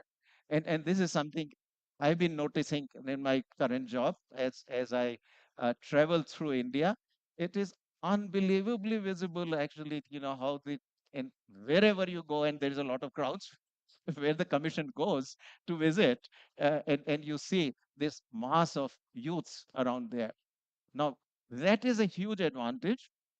Not only youth have much more energy, but also the fact that if you got larger young population per, say, a million people, that means more people are producing, and therefore automatically for that reason output per million people is higher, because simply a larger proportion of the work of that population is working rather than being dependent on the working population.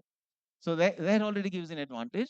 In addition, the young are the ones who are doing savings, which is what accumulates the country's capital. And so that is an added advantage of the demography. Um, Last factor, let me point out, is the fact that a whole lot of reforms have already been put in place. Over the past 30 years, we have been systematically putting reforms in place, and the accumulation of reforms is quite actually impressive now.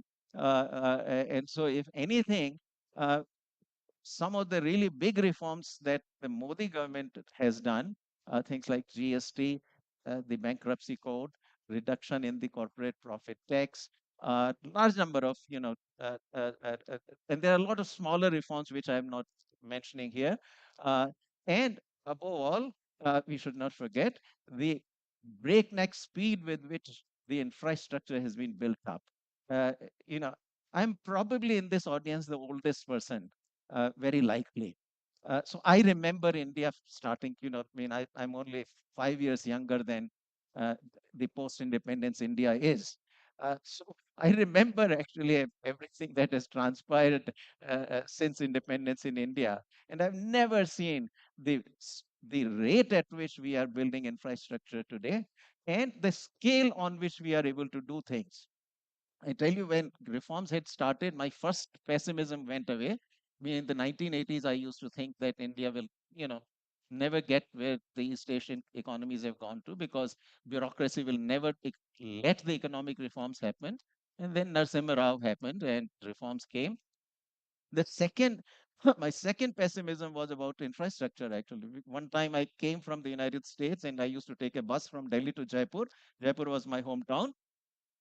And heavy rains, all the roads had broken down. And it was almost impossible. But the best fellow was very entrepreneurial. Entrepreneurship we always had in our country.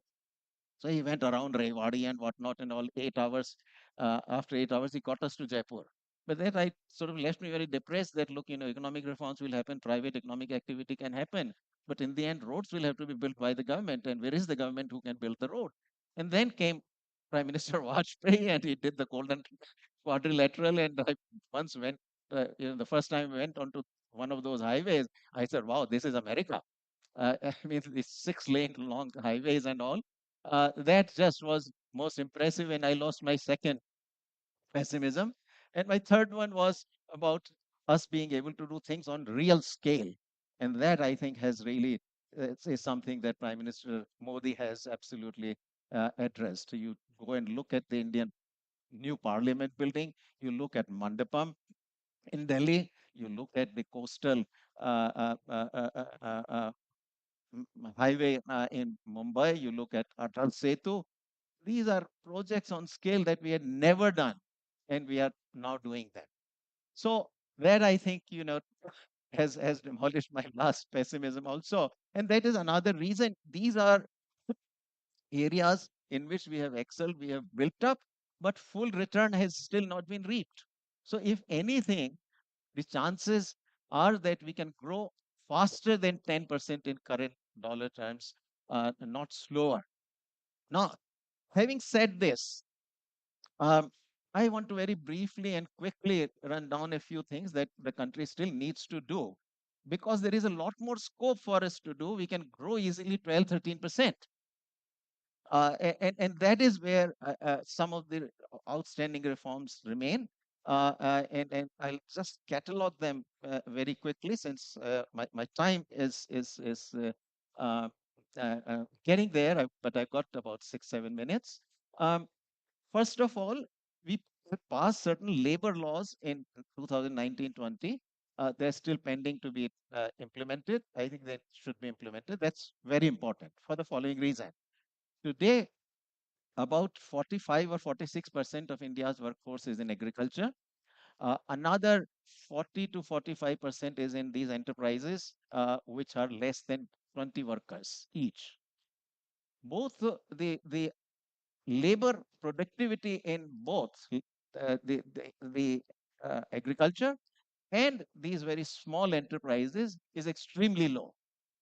and someone had raised this issue about the informal sector, etc., etc. But let me say that my personal thinking is that the solution to the problems of both agricultural productivity and informal sector productivity lies outside of it, outside of those, meaning that you need to create better jobs, well-paid jobs for the workers who are not engineers, who are not nuclear scientists, who are not IT specialists. Uh, what you need to for them create well-paid jobs in the manufacturing and services economy, and that requires these labor laws. So that's my one a very important reform that needs to be done. We have to The take certain second, let questions. me, yeah, no, no, I'm following. So, so the second, which I will say, and I'll stop there, but this is very important because it also came out in the previous session about land. I think land is a very distorted market in India where urbanization becomes relevant. And I thought, that Ram Madhavji made this very important point that, when you talk about taking the government into outside city, you are talking about creating newer cities. It's not about only about taking the government outside the city, but creating newer cities. Newer cities are easier to create if the government gets there. So anyway, there are a lot of these land market related issues. I have actually been writing for almost 10 years that instead of focusing, or certainly in addition to focusing on urban housing, where we give houses to the urban poor, we also need to worry about rental housing, because the migrants, and this was the point of Mr. Raju really, that when the migrants come out, if there is no low rental housing available for them, they will go to the slums, and that's how the slums get created and they get expanded. uh, Tamil Nadu, by the way, last week our state visit of the Finance Commission was in Tamil Nadu, and I visited some of the housing that has been created, dormitory housing in Tamil Nadu by Foxconn, in very much working with the government. Actually, the government is very much involved there, but it is housing where all the investment by even the government will recover. I think it's quite credible. I was convinced by it. That's the sort of model we need to create, so that migration really does not result in the creation of these slums. And at least there's two or three of these different models that Tamil Nadu has worked on, bringing in these larger enterprises are very practical, and that's something that we ought to do. There are other big issues about urban land, because ultimately the rental yields have to be high enough to cover the interest rate. But the yields in our country are 2 or 3%. Rental yields are 2 or 3%. Interest rate is 8 or 9%. There's no way, market is going to provide the rental, commercial rental housing. And this is where a lot of the land reforms are essential. So I will stop there and please. Thank you very much for covering in the shortest time. So I'll now ask the questions. If you have any question, just one question we'll take.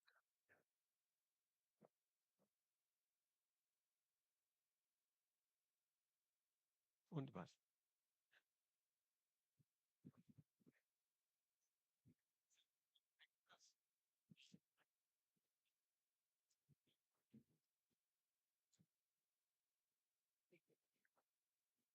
Thank you, Dr. Panagariya, for a very insightful remarks. So my question was on how do you look at the role of trade policy for economic growth, particularly in the context that we live in today globally, where there are lots of challenges when it comes to free trade? Do you think the state capacity in India is well equipped to negotiate the kind of trade deals that we might need? Because in the past, we've not had a very good experience with the ASEAN FTA, for example. So how do we go about navigating this very challenging trade landscape So, globally?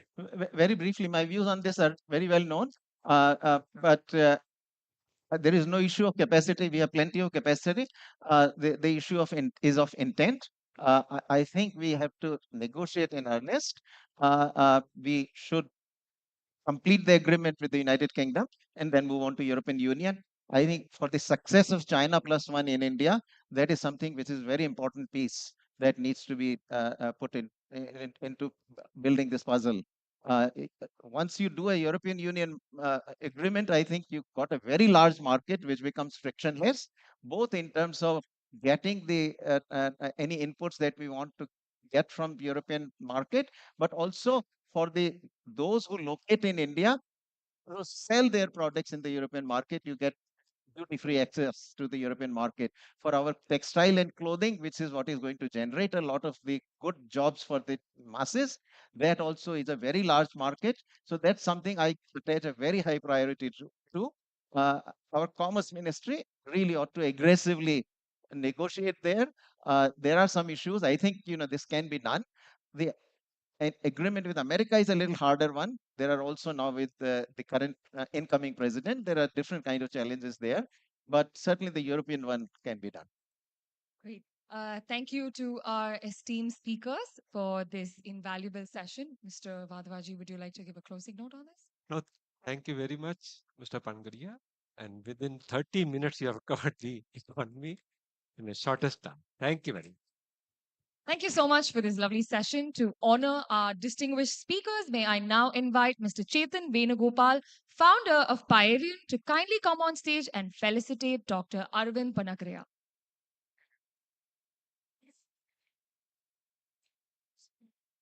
Thank you, sir. I would also like to invite Mr. Sundar KV, CFO of ADP, to present a memento to Mr. Chandra Vadavaji.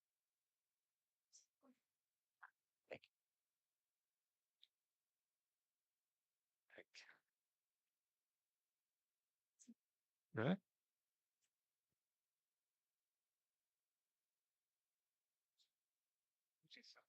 One minute, one minute, one minute. Let them get down and then.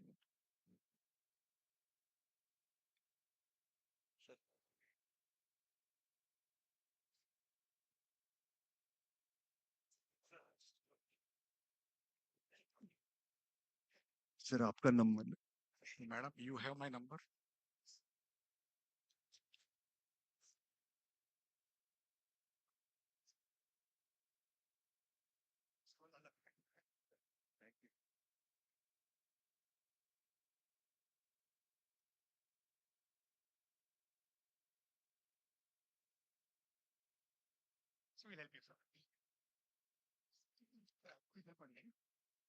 Thank you very much, sir. And for those of you who just joined us right now here at the 8th edition of the India Ideas Conclave, thank you so much and we welcome you.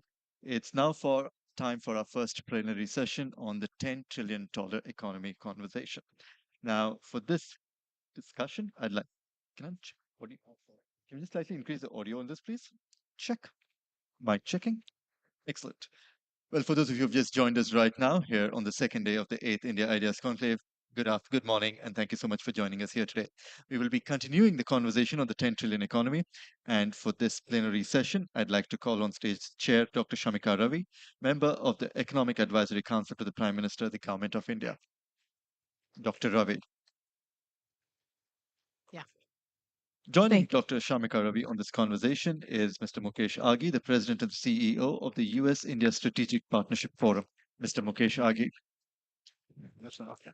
Please join me in welcoming on stage Mr. Ridham Desai, Managing Director of Morgan Stanley India. Thank you. Please now join me in welcoming on stage Ashish Kumar Chauhan, the CEO and MD of the National Stock Exchange. Mr. Chauhan. This is the first plenary session on 10 trillion economy. And over to you, Dr. Ravi. Thank you very much. Namaskar. Good morning. It's always wonderful to be back on this forum. This is a different setup, Rambhai. Congratulations. Where the spotlight is not just on the speakers, but, as guests, if you are nodding off or sleeping, many people can see you, as I realized last night. This is, it's an excellent forum where we can really speak our minds. I'm not here in the capacity of Secretary to Government of India. I'm not here as a government representative even. My job, even within the government, is really to raise problems within the government. So we have a lot of like-minded people here. Welcome to all the panelists. Let me first set the stage by saying that 10 trillion, I'm sorry, is too myopic. We are in the realm and age of Vikasit Bharat, which means if we are setting our agenda for a developed nation, तो ये तो बहुत कम है अभी. This is too narrow.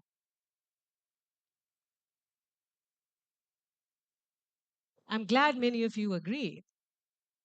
When the Prime Minister gave us a clear vision, it's a clarion call. Where I am sitting today, my objective is to make sure every ministry of the government, every department of different ministries align themselves with this vision. That what are they going to be able to achieve this vision of a developed, progressive, Vikasit Bharat, right? Now, growth is really that fundamental fuel which is going to take us there. We should not for even once confuse that what we want is the strengthening and the burgeoning of a welfare state in itself. I focus all my energy on developmental issues. I do care about poverty and welfare. I do care a great deal about health and education, livability of cities, etc. But by no means is the role of the state limited to only providing these things. I think the fundamental role of the state today is to facilitate a growth which is not limited to 6.5% either. Right? We are the fastest growing nation in the world in terms of a major nation, but 6.5 is not going to cut it. We will have to raise the aspirations. We will have to try to push the needle further. The conversation yesterday in comparisons with China are obvious. We are not China. We don't want to be China. Right? It comes with curtailment of civil liberties which we can't think of. So we are a different people. We are a different nation. We are going to get there with Indian characteristics. Right? And here I want to also give you a sense that growth for us, unlike many of you who might have been in Europe lately, or any of the G7 nations for that matter, where the conversation right now is of degrowth.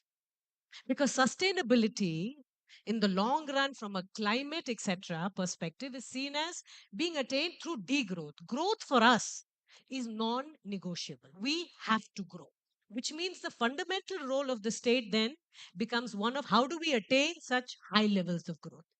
It can only happen if all the states play ball. Not all the states will play ball. But even despite this variation, can we have the sum of all these moving parts mobilize and give us the kind of movement and momentum that will get us to 20? So growth is a very important, necessary condition. That's number one. We cannot get there without growth. So degrowth or growth is not the answer to many of our problems. That conversation, in my view, it's really a confusion. It just creates short-term sort of delay. Second is, when I say Indian characteristics, there are some things you have to be mindful of. We talk about female labor force participation. By the way, India's idiosyncratic, meaning there is some peculiarity about our labor market in general. China had very high labor force participation for 40 years. Around 70-75% of the working age population was either working or looking for work. Bangladesh, Vietnam, all of them have had in excess of 65-70%. Our labor force participation, not just women, in general, on average, is barely now getting to 60%. So we have been 50 until 10 years back. So half our population was neither working nor looking for work. Because there is an obsession to taking exams. There is an obsession now to waiting till a certain age when now I have to get out and work. And while this is a youth phenomenon globally, in India, the cost is very high. We really want our youth to go out and do something, right? So we are talking of average concerns. Women are, of course, a large part of that. But we also don't want to push women into labor force the way as if it's a mechanical fix. That if women go out and make an earning in the market, that is when we are able to attribute a value to them. We have estimated care economy of India to be around 18% of the GDP. That's the kind of value that is getting created in the household. So if you were to go out and buy this care, this is the kind of money we would be spending. That is of value. So families matter. right? We are a country where, if you speak to the elders, many of you might still consider population as a problem, and yet we are well below replacement rate already. At under $3,000 per capita per income, our fertility has already begun to decline very sharply. Urban India has been below replacement rate for 25 years now. So I'm here to generally sensitize you to the reality of where we want to be and some of the structural problems that we are now ready to face. But we must know that these are structural problems, right? So, setting that broader context, I'm going to invite each of my speakers here to first give their vision of what do they see as Vikasit Bharat 2047.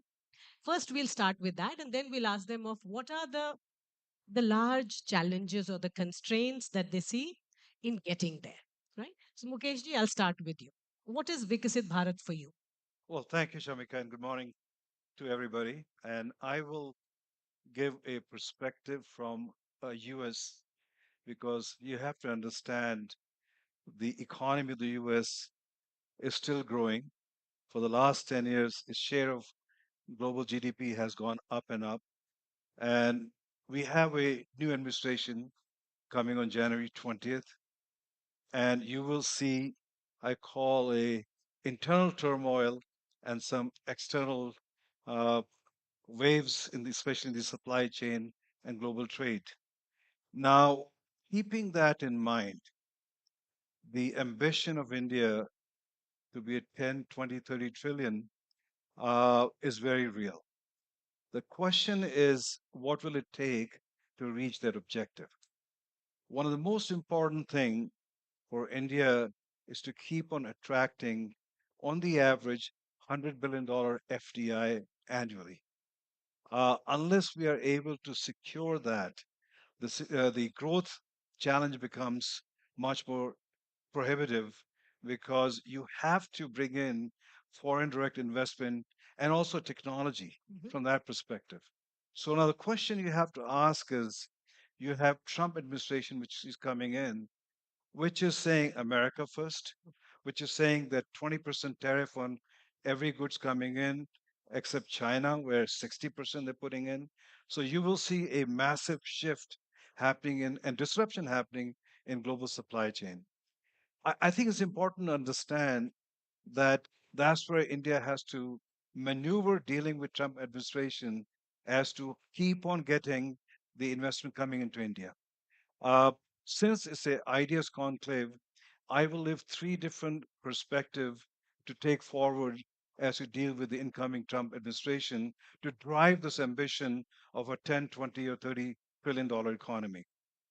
Number one, you have to understand the appointments Trump is making, especially in defense arena.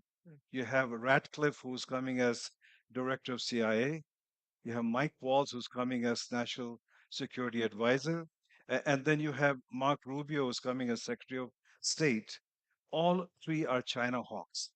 They basically want to take China head on, be very aggressive with China. And they say India is an ally from their perspective. So that means we have to leverage the security aspect of that ambition of America dealing with China, which can percolate into our economic ambitions with the United States. That means, number one, you have a quad arena where you have four countries, Japan, Australia, India, and United States. If you look at the GDP, it's around $35 trillion. US has a trade agreement, FTA with Japan. It has a FTA with Australia. India has some kind of a trade agreement with Japan and also with Australia. So we need to figure out how do we basically get these four economies to trade a little more efficiently, to transfer technology, move capital, because now you are basically working in a very closed environment which is tied to a security umbrella. You have to understand it was Trump who elevated the Quad to a state leadership level. So that's his child. He sees that. So we got to leverage that. That's very critical. Now, once you drive from a security umbrella to an economic umbrella, you will see an easy transition happening from an India perspective also. Because it is important to understand almost every large economy in the world after Second World War leverage US to grow itself. True. You look at Japan, look at Korea, you look at Germany, look at UK or France, even China. Yeah. Without US, China would have not grown to that economy. So I think India has to leverage that. So that's one, and it's critical to understand. For example, within the Quad umbrella, we'll talk about, and we need to start talking about secure supply chain or secure sourcing, because it's no longer friend shoring, it's no longer about outsourcing. We need to convey the message we are a security partner. Secure sourcing is critical for you from India itself. Pharma, for example, 39% of the prescription drugs in the United States come from India, but 70% of the API India gets is from China. How do you basically work together to drive that secure sourcing itself? The second aspect is basically America first. You have to understand America has been a very generous nation by investing in other countries, opening its economy. And I think where it has kind of been left behind is China took advantage of that, especially flouting the WTO rules. And in the last 40 years, almost every manufacturing has moved to China. And the US has lost millions of jobs. And almost it has an impact on very high on unemployment, especially in the blue collars. So the masses are upset about that. So they are saying America first, and that's one of the reasons Trump won the election itself. It is important from an India perspective that we somehow marry America first with Atmanirbhar Bharat. And the reason I say that is we should start changing the thinking of China plus one strategy to US plus one strategy. And the reason I say that, for example, US is focusing on chips coming in manufacturing in the US, but they're 9 nanometers and below. India is focused on chip manufacturing, which is 20 nanometer and up itself. Or we look at from other aspect of supply chain. See, you have to understand, it took 40 years for manufacturing to move out of US into China. It will take minimum 20 years for it to move back. That's why India can play a pivotal role by saying US plus one strategy, because we are a security partner, we're going to work with you. The final thing I like to say is corporate America. Regardless, you may say who's most powerful, the White House or the State Department, others, is the corporate America.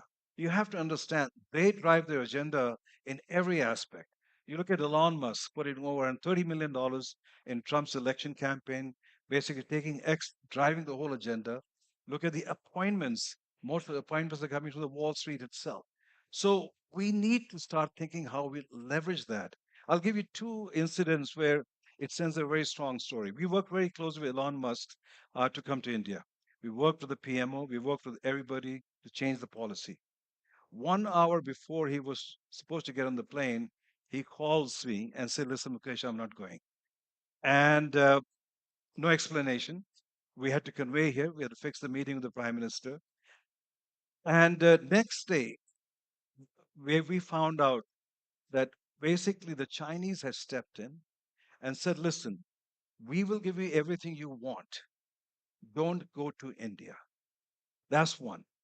And this is month of May when there's a prime election campaign for the prime minister itself. The second thing they said is, "We'll give you more. In 3 days, you come to China and meet with the premier there." In essence, basically, we'll stop Tesla coming into India, but we will also stop him meeting with the Indian prime minister by showing that he's meeting with the Chinese prime minister. You have to understand in every category, China will make every effort. Yes, it has kind of eased up on the border with the US, with India. It will make sure that from every aspect, the rise of India does not go past China's rise. That is a given factor, and that was going to continue to play. The second aspect I like to say is when President Xi comes to US, what he does is the first set of meetings always happens with corporate America. So what they have done is they have basically selected 50 companies, 50 CEOs, and basically granted them more like an honorary Chinese citizenship. They have access to everybody in China, so they can move things very efficiently. Yes, we are a democracy here. Yes, state have their own agenda itself.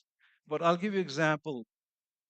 a global chairman of a company who has large 10 mega factories in China wanted to move 8 of them to India. And he calls from London.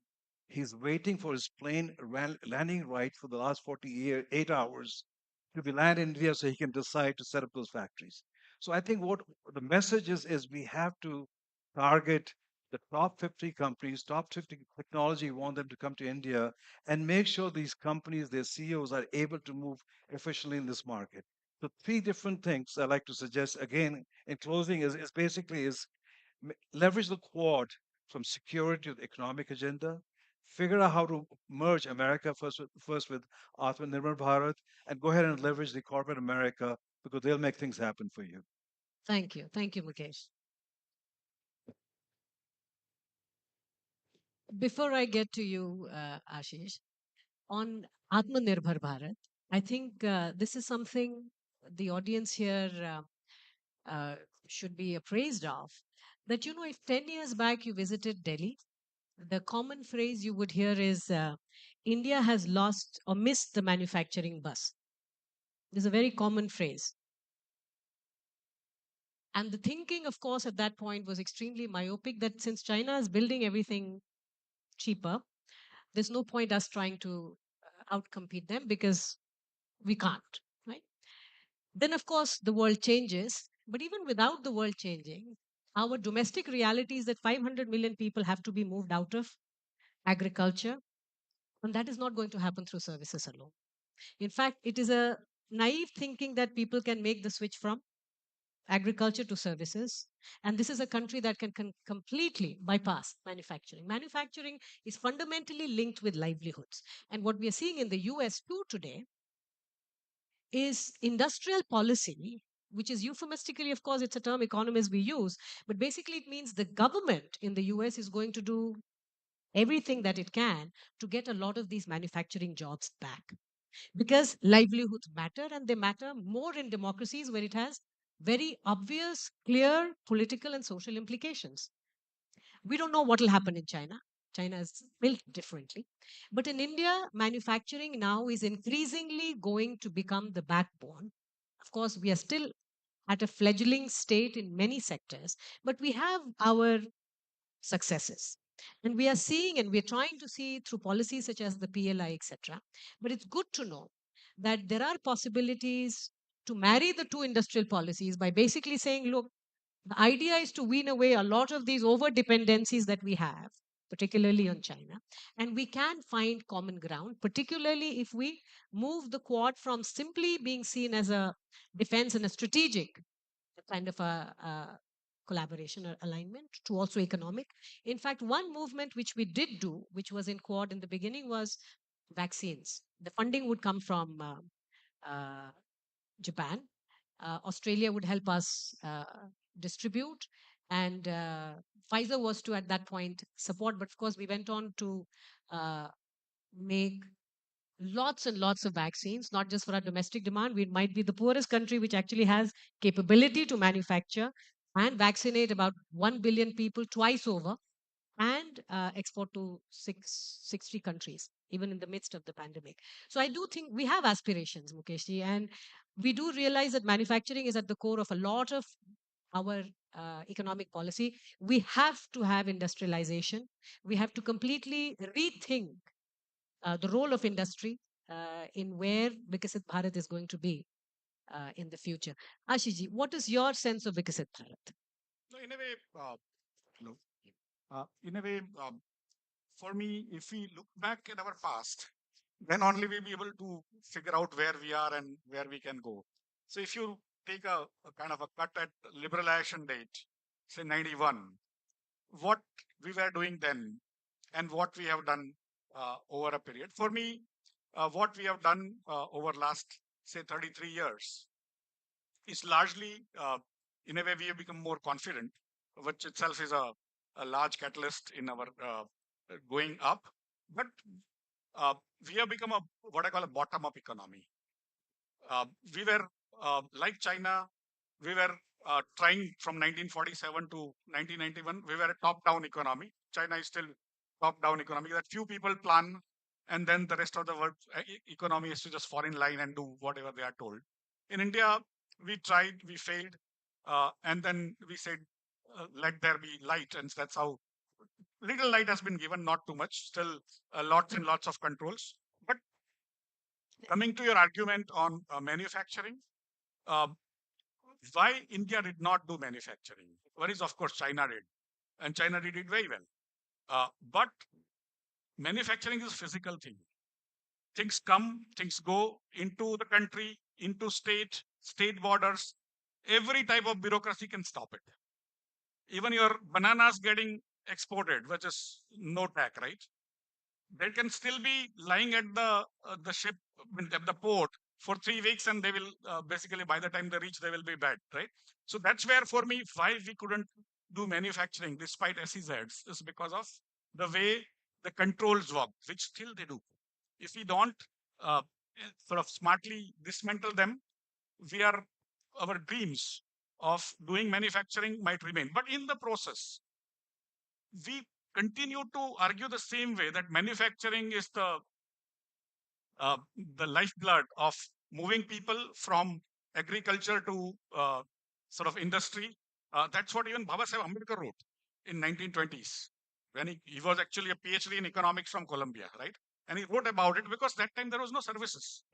What happened over a period is that 91 onwards, many of us from Bangalore, Bombay, everyone started trying, and it became a situation where some of the tries became very successful, and they became Infosys. They became the first generation of getting the services in, and then all the GCCs, and now even everyone is trying to teach yoga or English or mathematics sitting here to Russians and getting that $20-30. For me, let's not underestimate services at all.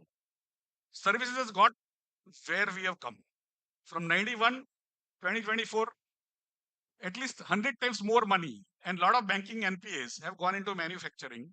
Very little outcome has been there. In the services, very little inputs has gone, but most of your jobs, most of your prosperity today has come out of services. The second part is that the WTO. In WTO, US gave tremendous concessions to China to get it weaned away from Russian orbit. From 1972, Kissinger went through Pakistan into China and stuff like that. But basically, since then, India got no such thing. But even if you would have got, we would have ourselves defeated ourselves in terms of our bureaucracy stopping everything, right? So that's why, for me, services is not in WTO. And it is not stoppable, neither by our bureaucracy nor by their smart people. And that's where, even if you have AI happening there, most of it is actually manufactured here. The brains are here. And somewhere we will go up the value chain. So I have no doubt in my mind that today we are having a great run on services. Let's work on it from whatever $450 billion. In next 5 years, can we make it 1 trillion, then 5 trillion? Let's try to work on that. Let's not underestimate. It's a fallacy, in my opinion, to do Me Too. If we try to do Me Too with China, we might be successful, but we may not have profits because they are going to compete. We are going to compete with them and stuff like that. At the same time, we are getting into some very high-tech manufacturing in mobile phones, other things. We are now not going from, again, the bottom side. We are going from top side. We are giving good facilities in different states. As you rightly said, states are actually competing, and they should. Hopefully, we will make it into manufacturing. But let's not drop the ball, which we did. From 91 to 2024, we have not focused on services at all. Services has grown on its own. And good that government did not get involved, because sometimes you wonder whether it would have also fallen like manufacturing. So for me, you need to be aware of the fallacies which we keep in our mind, because that time when Ambedkar Sahib wrote, there was no services. Today, sitting here, you can do almost everything in America except cutting hair.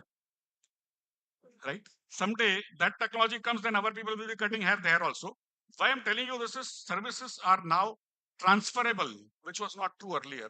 And that is most of the economic textbooks which are written 150 years old are missing out on that. And our living realities are very different. Having said that, Today we are $4.2 trillion. We have, with good, bad, ugly, we have grown 7% average, 6.5%, 7% for last 33 years. If we continue even at that low level, we will just on a compounding basis, we'll reach somewhere 25 trillion in 2047, right?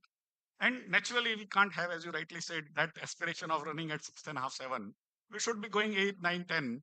And why I have a hypothesis of why we will grow faster or we can go faster is because of the technology.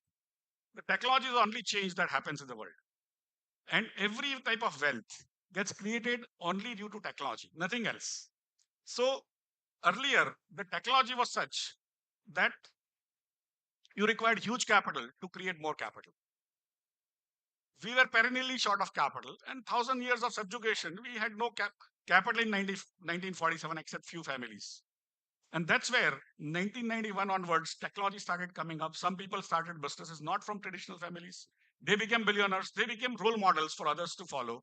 Today, we have literally every child, every boy and every girl wants to become Nandan Nilekani or Narayan Murthy or Bini Bansal. For me, that is what we have achieved.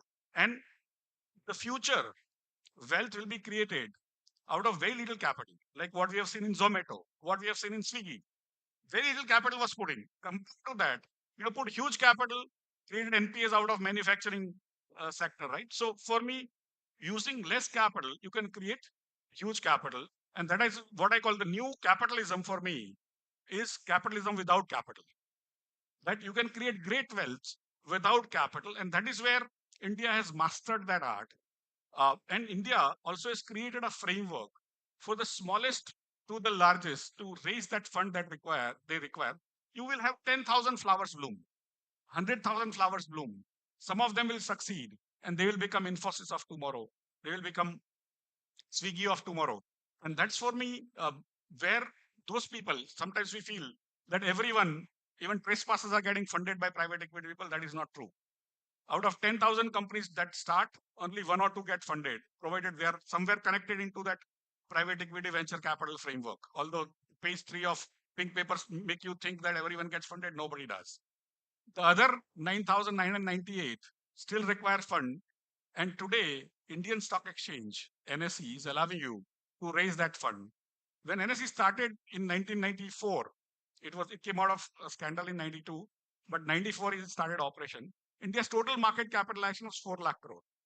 Today, there are at least 100 companies in that 4 lakh crore plus market cap range, but totally the market cap is now 440 lakh crore. That wealth is a collective wealth, but also it has come out of that capitalism without capital framework. Many of these companies did not exist then or were very small. In fact, Infosys IPO, which came, actually failed. And the underwriters who underwrote the issue so that if it fails, they will take it up. They became accidental billionaires. Why I'm telling you this is India with a low per capita income country, you started with saying $3,000 per capita income. The economic theory suggests that no such country, if $3,000 per capita income, can have a well-functioning capital market. Why? It's because poor people cannot save. And if they save, they don't trust even their brothers. How come a person sitting in Jammu or Srinagar or Dibrugarh or Jorhat is investing her hard-earned 1,000 rupees into a company in Salem in Tamil Nadu? That is a great leap of faith, right? That person will work for her, give her that share of profit which is due to her. It's unbelievable sort of a leap of faith which India has developed today. 1/3 of India's wealth is now coming out of NSE. That 5.2, $5.3 trillion dollars is 1/3 of India's wealth. And that is what I call wealth of trust. Trust in whom? Trust in India's entrepreneurs. We are trying to malign them today, but they are going to actually take us forward. They are the engine of this country, and we must learn to respect them. We must learn to celebrate their achievement. Instead, we are trying to actually bring them down. But for me, irrespective, whoever is trying to do whatever, Indian people, the 10 crore and 50 lakh people today, direct unique people. I have 20 crore investors, investor account, 10.5 crore unique investors. 20% of India's households. It's larger than number of farmers, by the way. Investing directly into India's entrepreneurs. We have become a very trustful nation. Trustful of whom? Our entrepreneurs. And that's what is going to take India forward from 5 to 10 to 20 to 30 to $40 trillion. And I have no doubt about it. Excellent. Thank you very much. I think a lot of economic reforms which are also being attempted is to reinstate this faith in the private enterprise. Because somewhere down the line, it has been a tumultuous relationship. And here it's important to understand it's not just the government, right? It's the state of India. By that, I mean also the judiciary. We have had retrospective tax, and we had a mention of that yesterday. We have had coal allocation getting annulled after 18 years. It doesn't usually happen. But these are the kind of tensions that arise when there is inherent mistrust, that making money is seen as vice and not celebrated as a virtue. But I think the younger generation, Ashish, I think you rightfully said, we are shifting that gaze, because we know that a lot of our growth, including when we think of Jan Dhan, Aadhaar, and mobile, which is the basis of almost all the welfare that we do on the country, the mobile part of the jam, the M part of that, is almost entirely on the back of private enterprise, right? But at the same time, this is where services deserves its crown, right? And rightfully so. It has really tied us over and so on. And of course, we have a long way to go, because IT is giving way to AI, and we need to further innovate and do more. But I'll tell you today, one thing we have to understand, even when we compare ourselves to China, is that if you look at the consumption data of India, 10 years back, if you look at the bottom 20% of the population, which means the poorest quintile, only 4% of them owned some kind of vehicle, mostly scooter, bike, etc. Right? Today, that number is above 40%. Do you realize what is happening in terms of just the nature of consumption and what is the power of India's domestic demand? I think it's very important for us to understand that unlike China, which has a repressed demand and hence faces the external tumult to a much greater extent, than we are insulated also because we have this extremely potent domestic market. And therefore, when we think of manufacturing, it is not just another sector in the economy, it is also a strategic sector. It is linked with livelihoods, as we have seen in case of the Western democracies, but it is also fundamentally linked to the fact that low-end manufacturing, in the midst of the pandemic, when China began to deny us APIs, some of us, we did a calibration of what exactly are we over-dependent on the Chinese for, right? And of course, there are many, many critical inputs, but then sofas, umbrellas, like very low end electronics. And then you begin to wonder, are you kidding me? We are not in a position, this is not even high tech.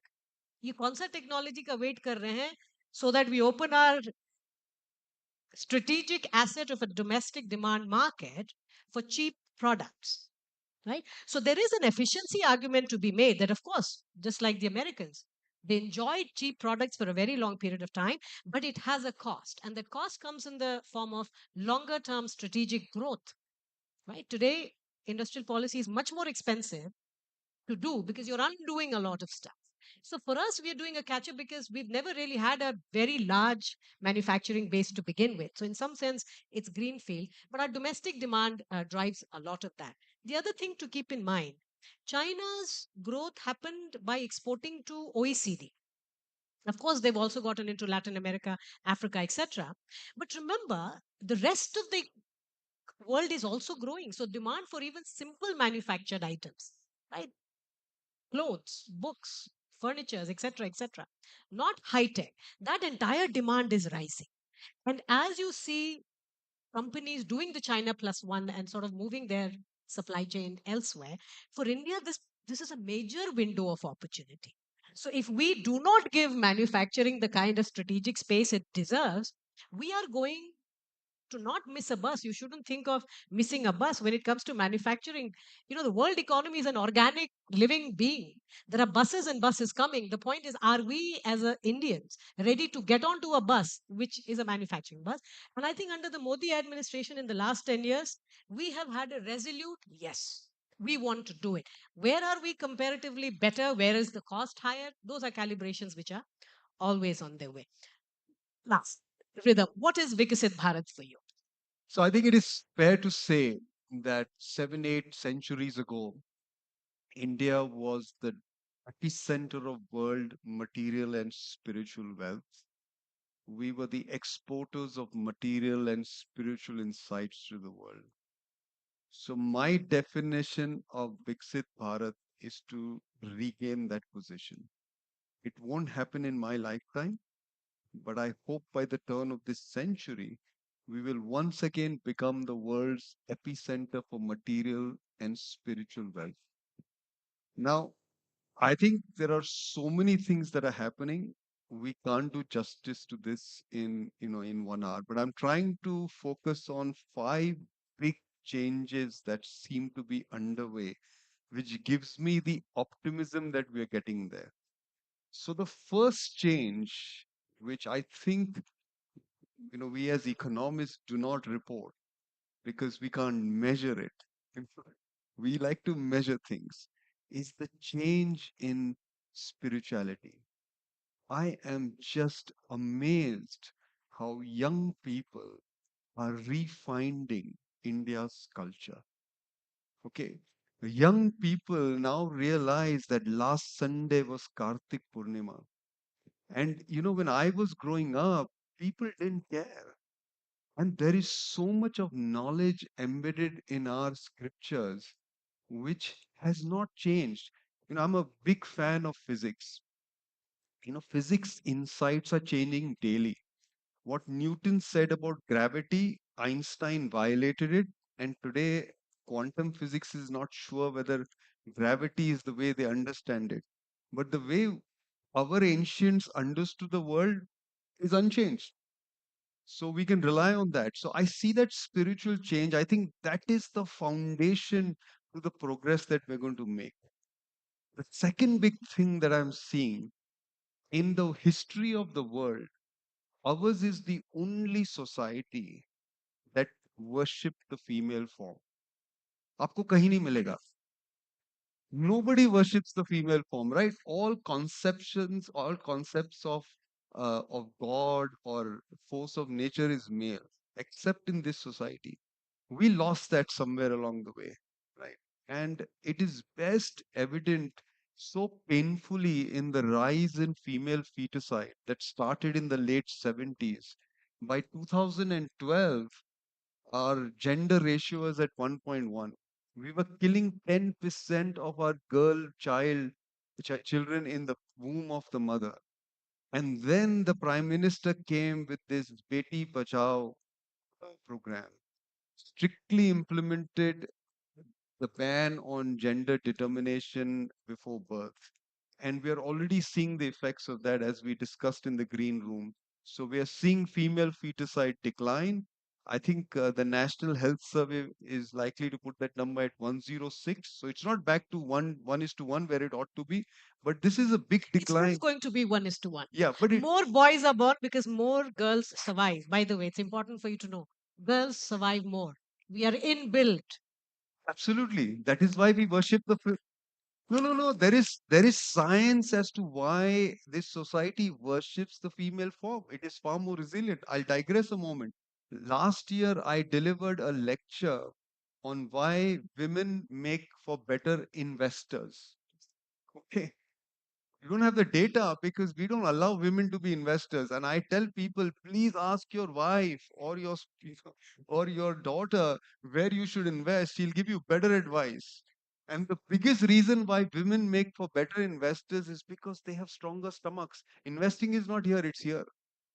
You need guts. You need stable guts to invest. So anyway, so the female form is making a comeback. Infant mortality is down, and as we discussed, it's implicitly linked to Swachh Bharat and all the collateral gains that are coming from the actions of the last 10 years. But the bottom line is that I think the woman power in this country is making a return. This is another foundational stone to success.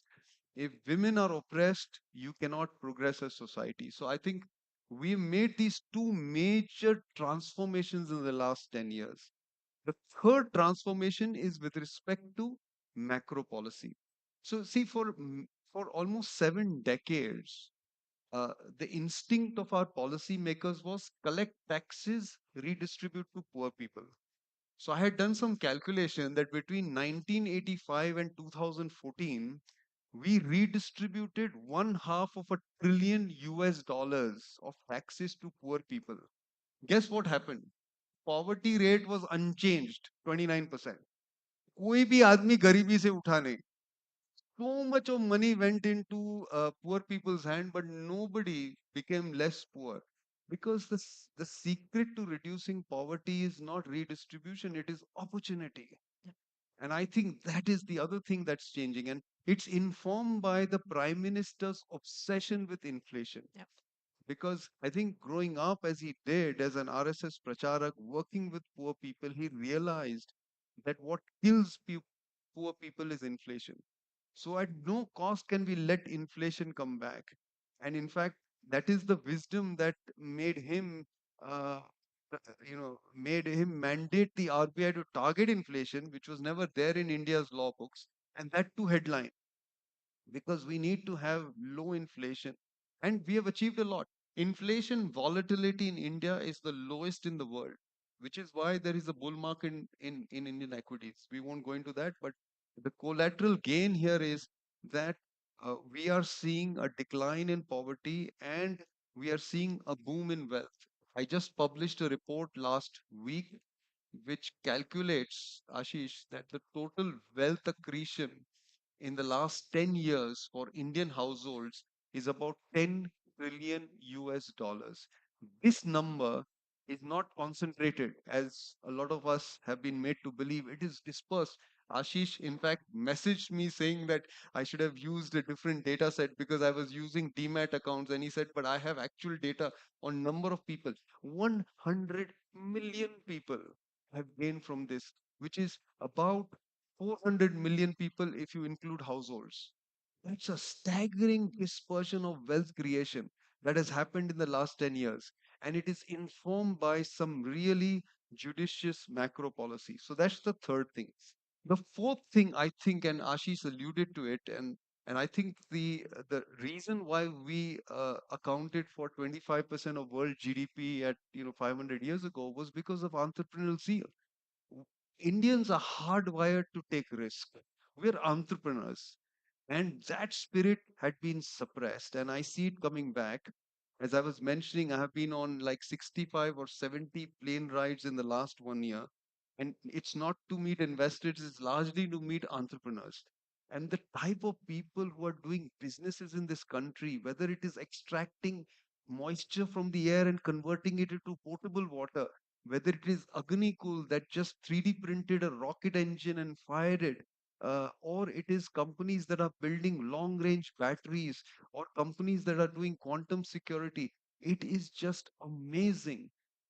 In fact, Amish is on the next panel, and I spent 2 hours with his brother, okay, who has an incredible idea that is seeding, which will change the world of health. Okay, it's happening here. So I think the entrepreneurial seal is back, and that is the fourth foundation. And the last one, is what Mukesh ji mentioned, and I will actually take that and expand it further. It is not just America. We have diversified our external reach like never before. We're engaged with China, we're engaged with the Middle East, we're engaged with Russia, we're engaged down with Australia, a little less so with Latin America, but certainly with North America. And this engagement, I think, is critical for us to regain our voice in the world, which was kind of suppressed. We went into this thing called non-aligned movement, which is, I think, very poor geopolitics. I think you need to be aligned. And the world needs to know I'm aligned with everyone. I'm aligned with Putin. He's going to supply uranium to me. I'm aligned with China. They're going to give me upstream component supply because I need to grow manufacturing. I'm aligned with America because their corporations are coming to India to access India's markets. I'm aligned with everybody because everybody is going to bring something to me and I'm going to give something to them. So I think these are major foundational changes that have happened in the last 10 years. And it gives me great hope that my daughter will see India regain its due powerful position in the world, Viksit Bharat? Thank, thank, thank. So basically, I think the shift in the alignment, we're basically now aligned with our own national interest. And I think that determines a lot of our international relations as well. And I think every negotiation is beginning to recognize that. So it is not just in terms of feeling good, it actually has real implications as far as uh, treaties and negotiations, etc., are concerned. You know, now I have been a full time government babu for 2 years. The one thing that I must say I derive most strength from is being a professor. Is there a female word for Babu? I don't want to get into that. I'm sure there must be. But to your point, Ridham, what I gain most, Delhi can become very pessimistic, by the way, to those of you who visit and you feel like, oh, we're not moving fast enough, too much bureaucracy. And all of you have alluded to the delays and sort of the lethargy in the system. But that's why it's important to get out of Delhi. And what I enjoy is, you know, I've been teaching in business schools for 20 years, and I often wonder the kind of energy. You know, when we were in college, cool kids had guitars and bands and music. Today, all the cool kids have startups and they have incubators and they know where to raise the capital. And most of the fast growing sectors, even within startups, are ag tech, health tech, ed tech, which are all solving basically fundamentally Indian problems. And I think that is where a lot of the optimism is getting fueled from as well. And I completely agree with you. On the women, and I think 2047 vision would be absolutely incomplete if we didn't realize the fact, as Prime Minister has often mentioned very explicitly, is one is just the dignity to the people in the way the government deals with people. So you will hear a lot of talk of dignity, right? But that is not just in terms of welfare. No more poverty parade, no more standing in front of government officials to get what is duly yours in the form of any form of welfare, right? That is what the DBTs and all are meant to be. But I think in a very fundamental way, women are also lifting the society in ways which we haven't seen in the last 70 years. And that is why every election, and today, of course, everyone's buzzing, everyone's on their cell phone since the morning, women voters cannot be ignored by anyone anymore. And of course, what started with Ladli Lakshmi in Madhya Pradesh 5 years back, 4 years back, different forms of it is finding roots across. And some of you show worry because, oh, this is a freebie culture. But please realize that most of the time, these kind of DBTs, etc., are finding ground also because aspirationally, we want to give a lot to the electorate or the citizens.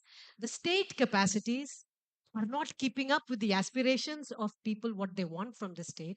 And DBTs are often seen as the most efficient and the least costly way to meet some of these aspirations. But by no means does it mean that state capacity by itself is not something which is constantly being worked upon by what we call process reform. And my colleague in the EAC, Sanjeev Sanyal, he spends almost all his time just worrying about these set of issues. I'll come back for the second round, last round, but really just give you 1 minute each. Mukesh ji, US and India are like living two, countries with democracies. We have this living bridge in terms of just the number of people.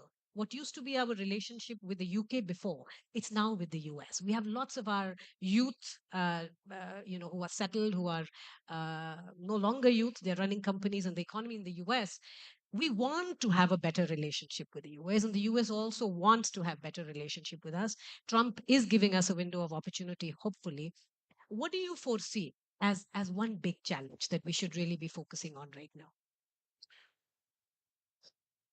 When you look at Trump, basically he is going to be a transactional president, not a structural president. And while the prime minister has a very good relationship with him, I think geopolitical alignment with the US is very, very strong. Economically, our trade is around $200 billion. The technology transfer under ISET is taking place, and you have roughly 5.5 million Indian Americans, which make around 1.5% of the population, but they're producing 6% of the GDP. So doing very well. I think the biggest challenge we see in the Trump administration, if you don't handle it right, is going to be the economic aspect. Because when you have America first driving his agenda, and they basically go and put 20% tariff on India, and I can envision the bureaucracy having a knee-jerk reaction to that. We will also put 20% rather than thinking how we manage that. That's where I see early on some kind of a turbulence in relationship. Geopolitically, absolutely, we are aligned from that perspective. But I just want to come back on other aspect on the manufacturing. Manufacturing is not just about economic growth. Today, manufacturing is also about national security. The Ukraine war showed very clearly, we have crossed 1,000 days of war, that if you don't have a strong industrial base, you cannot sustain a war mid to long term itself. So it is important that India keeps on driving its industrial based manufacturing agenda as strong as it can, because it's not just about economy, it's about national security also. That's an excellent point. And also from history, we learn that most societies that have industrialized late, conditions are always adversarial, which means we really have to balance a lot internationally to get there, but it's a critical need. Ashish, what in your view is the one big challenge towards Vikasit Bharat? No, I think in terms of the commercial disputes resolution, We are taking too long. we are taking too long, and we had a good experiment in the IBB, basically IBC. the bankruptcy code. But again, with courts ensuring that all of them take the same amount of time, which is basically more than a lifetime. Uh, The tribunals need to. the commercial disputes have to be resolved extremely fast. Not that other disputes should not be resolved faster, but we must ensure that we have a reformed and decisive framework in our judiciary, because that is where the fast moving societies will be able to do. The other side of the same fast movement is most of our laws, our regulations, our norms, our directives, our guidelines, literally every company or every business, if they want to follow, they probably follow close to 20 lakh odd regulations which keep on changing, right? So how do we rationalize them?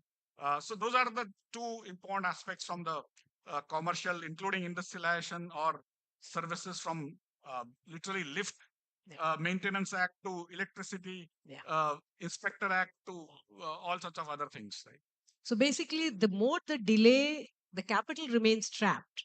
And so if we want it to be moved faster into more productive, that's why delays are very expensive. Rhythm, what do you think? I think you alluded to that already. I think it's the farm sector. 40% of our workforce works on farmlands, produces 15% of our output. Yep. It is sick and it needs to be totally reformed. And it's very unfortunate that the Prime Minister's seminal effort to do that has been scuttled. That seemed like the Industrial Revolution movement of 1991, but it's gone to the back burner. I think if we don't fix this, we'll have a crisis because we don't need more than 50 million farmers, okay, to do what we do. And if we put all the scientific inputs and the industrial equipment that is available, we don't need this many farmers. So obviously, this is disguised employment. They need to be redeployed. And the tragedy of our farm sector, and this dates back to the wisdom of our constitution writers, because they made farm a state subject, right? So reforming the farm sector is that much harder. Anything that is state in this country is very hard to reform, like land, labor, farm, electricity.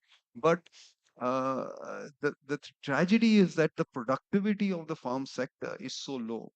And when I last saw this data, and Shamika, correct me if I'm wrong, the amount of farmland that we've had in this country is largely unchanged, 350 million acres. Our productivity is one-fourth of China. If we operated at Chinese productivity levels, the farm sector will be a $2 trillion economy. Viksit Bharat has already happened. Only one thing needs to be fixed: farmers. So that's very well put. It's a sensitive subject. I remember about 8-9 years back, I was a lot more naive then. I wrote this on social media that the best way to double farmers' income to halve the number of farmers.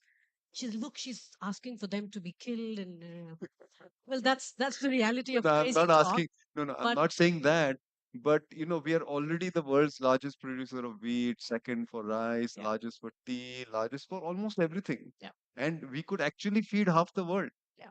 So I'm not saying we need to reduce the farmers. I'm saying with the current state of output, we don't need this many. So raise the output. All the farmers will have a job. But to raise the output, we need to undertake reform. So, Rhythm, I think the beauty inherent in the way the country is organized is that though the farm laws didn't go through, and there were many of us disappointed, I was for sure. But I think one thing we don't realize is a lot of the implementation has happened in their own way across states. So today, your two agricultural superstars in India are no longer Punjab, Haryana, Western UP. It's Madhya Pradesh, it's Bihar, right? These are countries where diversification has happened at a rate where you have no idea. They are growing the best quality of grains as well, which means also they actually demand a premium even in the market. So if you go to buy wheat, Madhya Pradesh wheat or Madhya Pradesh dal has a premium and almost 30% above the market. So I think the beauty of this federal structure. I know that because I was born in a rickety town called Dahod. And it is also the place where the Prime Minister started his journey as RSS Pracharak. But Dawood has the largest grain commodity market, and Madhya Pradesh dal, soya bean is all traded there. It's 30 kilometers from Dawood. So I have grown up knowing this, how it has So all that's the transformed. beauty, right? That the farm laws didn't go through at a national level, but the states have more or less made their arrangement and they are bringing No, about that's good news. many of the Yeah, reforms. I hope more of that happens. Two states will not cut it. Well, now that is where the tension rises that then a state like Punjab, which is fundamentally dependent on agriculture, the cross subsidization means it is our only state which has seen active deindustrialization in the last 20 years. It is it is a case study for us what not to do in many ways, right?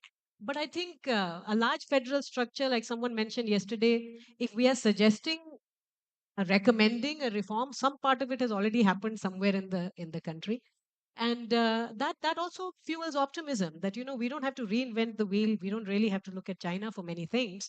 Many of the successes, etc., have already emerged, so we really need to replicate from one another. One thing for sure, as the audience and my panelists here, my speakers here, everyone is very optimistic, right? And you have to just travel outside this country to understand and feel this optimism. You come back to India, and we all know that something's going wonderfully good. We just need to stay at it.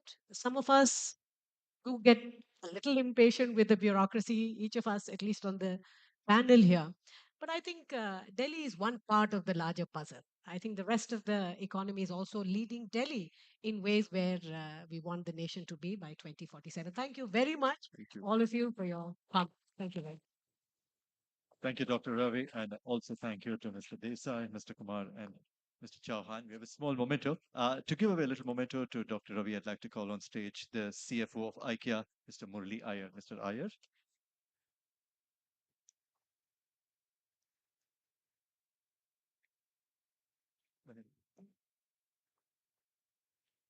Mr. Murli Iyer, the CFO of IKEA, with a felicitation for Dr. Ravi. Very soon. Thank you. Thank you. I'd now like to call on stage Sunaina Singh, the former Vice Chancellor of Nalanda University, to felicitate Mr. Desai. Please, ma'am.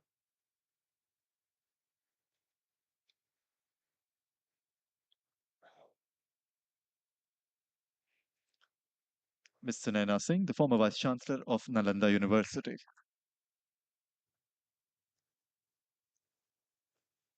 Thank you, ma'am. I'd now like to call on stage Sachin Kumar BP, the founding partner of MCA Consulting, to present a memento to Mr. Mukesh Aghi.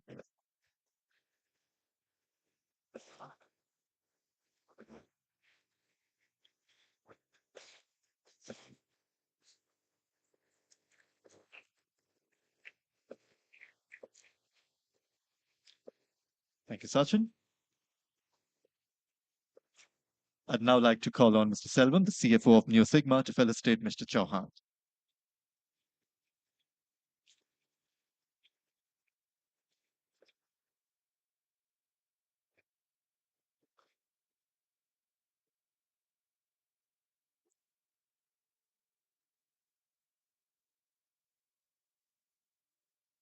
Thank you, Mr. Chauhan. Once again, this was the 10 trillion economy, and a thank you to Dr. Ravi, Mr. Desai, Mr. Chauhan, and Mr. Aghi. This is the first plenary session of the 8th edition of the India Ideas Conclave here on day one. We will now take a 10-minute break, but we will reassemble here exactly at 12:15 for the next session, the second plenary session. That will be chaired by Mr. Swapan Dasgupta and will feature Shekhar Gupta, Amish Tripathi, Ashwin Sanghi, and Srini Raju. That is at 12:15, and we will reconvene here in exactly 10 minutes.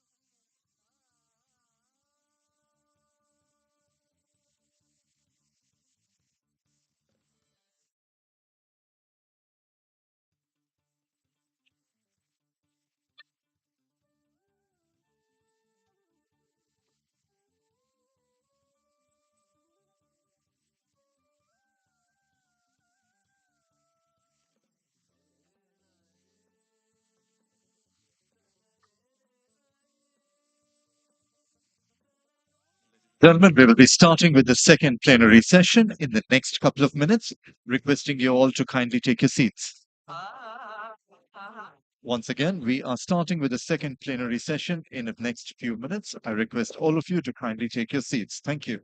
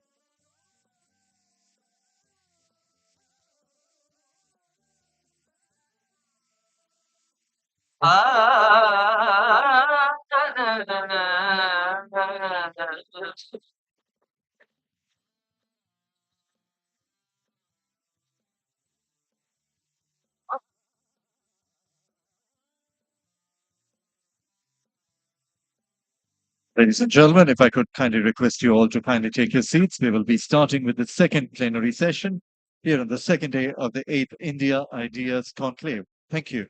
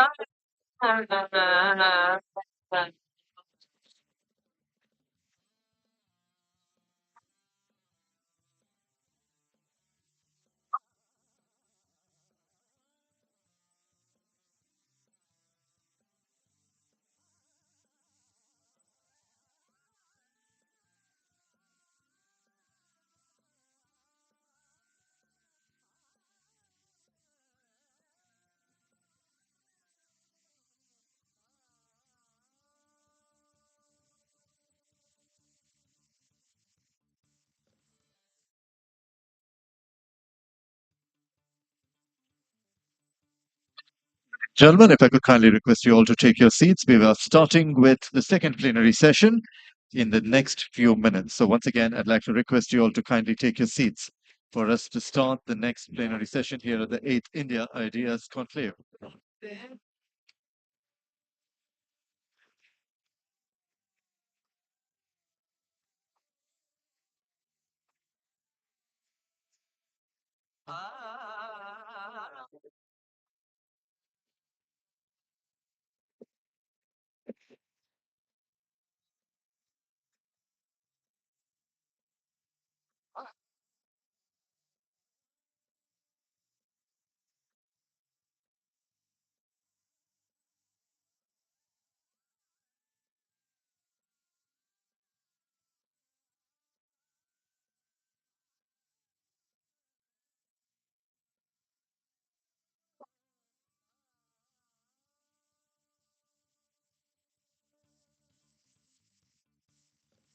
Ladies and gentlemen, could I kindly request you to take your seats? We are commencing with the second plenary session here at the 8th India Ideas Conclave.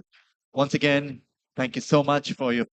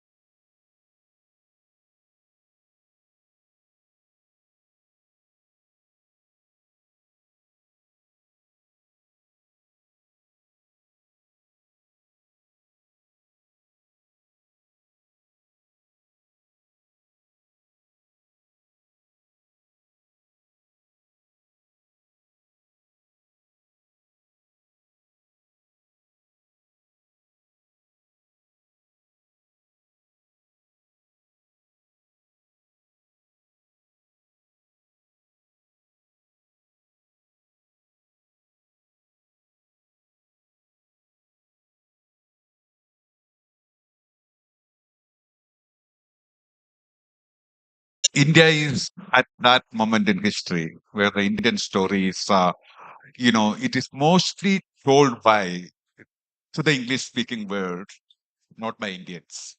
It's a fact because we mostly tell the but the larger English-speaking world where the India story is an amazing story that is not invariably told by outside. It's in its dramatization of the past and the exaggeration of the present.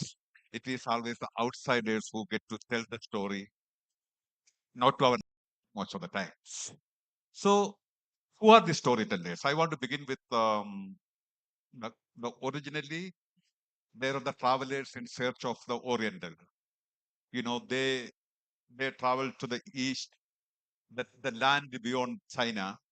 It was an exotic vastness where the ritualistic Brahmins and the mendicant in ashes, and it's a great exotic land of wisdom at the same time populated by very different people, all specimens, especially the Brahmins. That has been well documented by the people who traveled to India.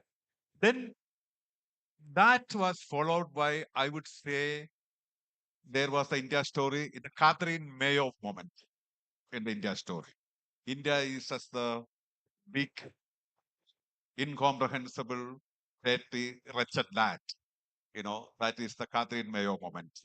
So that story, I think she set the stage for the later institutionalization of the so-called India, the wretched land, for that Catherine Mayo story. And this story, to some extent, was retold, not totally retold.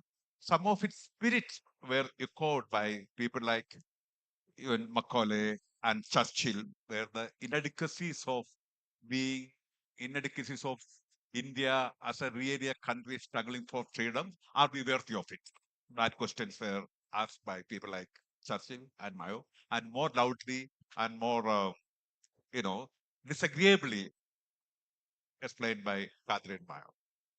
And I think later the storyteller, the great shift in India for the English-speaking world came with other set of travel, not travel, it's an outsider like V.S. Nepal, when an area of darkness comes. But Nepal, there's a difference. Nepal never rejected India. It was not a repudiation of India like others. Nepal was arguing with India. For Nepal, India was an intimate argument, you know, and it was a great sense of hurt he felt. And it was a great tragedy of the reality living up to his memory. That's what he felt when he traveled to this area of darkness. And he followed it up 10 years later, the post-emergency in Wounded Civilization. And there, Nepal, the great storyteller of India, and he said, the wound is created by a cult of deceit. Indians that Hindu sense of deceit we internalize. That's a civilization. That's what he explained. And then post Nepal, and at the same time, this India is there is another parallel India was going on historically. That is the scholars, the real scholars for the Oriental studies, the Sanskrit India, the maximal tradition. But I am talking about the more a popular level in the portrayal of India. Then came the Midnight Children moment. These are the moments when India has a story for the English speaking world. Great source. That was also not a rejection of India. That was to some extent like Nepal. It was an engagement with India. It's a love story of the ultimate Bombay Chokra. He is the grammar of his imagination, the grammar of his ancestry, like Nepal, was very Indian, and India was an intimacy for him. And he was always arguing that's what happens when your inheritance is such an intimate, painful reality in your life. And then that's what happens to some extent. He tried to redeem in India what we call the hyphenated to history. Okay, then there is another storyteller came, and that's a problematic storytelling. That is a writer who said that it's an end of imagination. Because you're borrowing. When this writer came, the course you're conscious, the writer as a professional conscience keeper. And then it is a situation where the cause desperately looks for a context. If there is no context, you create one. And it's the best example of that. That kind of a creation is the, uh, a writer said that it's the end of an imagination. If you know the story of that word, it is a Adorno's word. And he said it after the Holocaust, because the Holocaust is such an overwhelming reality. After that, imagination is inadequate to represent it, you know. And India, I don't think in India such a situation existed. But you borrow certain catchphrases and you fix into the templates of dissent. That's what happened. It's a classical example. And then there's an explosion of there is a profusion of Indian writing in English, in the international literary market in London and New York and everywhere. That's not exactly didn't follow this end of imagination theory, though it sold very well. It sold in the South Bank Festival Hall or the Guardian editorial page, but it had great takers. It had a captive audience. But then I think the great rupture came in 2014, and the Indian story became totally different. It was a great rupture. It was a reshuffling. There was a narrative subversion in the Indian story, because it changed many things. It's the first time India too was experiencing and coming face to face with one of the questions which define most of the great changes in the national evolution. Who are we? That question was, I don't know, it was answered. That question became an overwhelming experience for a majority of Indians who were living in great impatience, great grievances, great resentment. These things became, it's such a big change. And I don't know again whether this change was really told adequately to the world. Because, for example, when great things happen, this kind of moment happens in a Brexit or a Trump. No, it has become, there is a publishing, the great profusion of publishing in non-fiction after Trump and Brexit. Maximum, it's a golden era of the modern non-fictional writing after that, on themes like democracy, liberalism, nationalism, and where democracy is the best system, or the crack up in the liberal world and the conservative revival. Even people who question the very, these kind of things happen. But in 2014, but why this story is not adequately told. So, and when it is not told, and we have an image of India in the international day, I'll stop it. And that is again a series of stereotypes, because the mad nationalistic running amok, high on mythology and this kind of an image is happening. And my question is, why this moment is captured by the Indian writers writing in English, for why we left it to the journalist or editorial pages of the liberal editorial pages. And I want to tell one point, that is, there's some kind of a cultural protectionism in India today, because I will call it anti-Westernism. That's a paradox.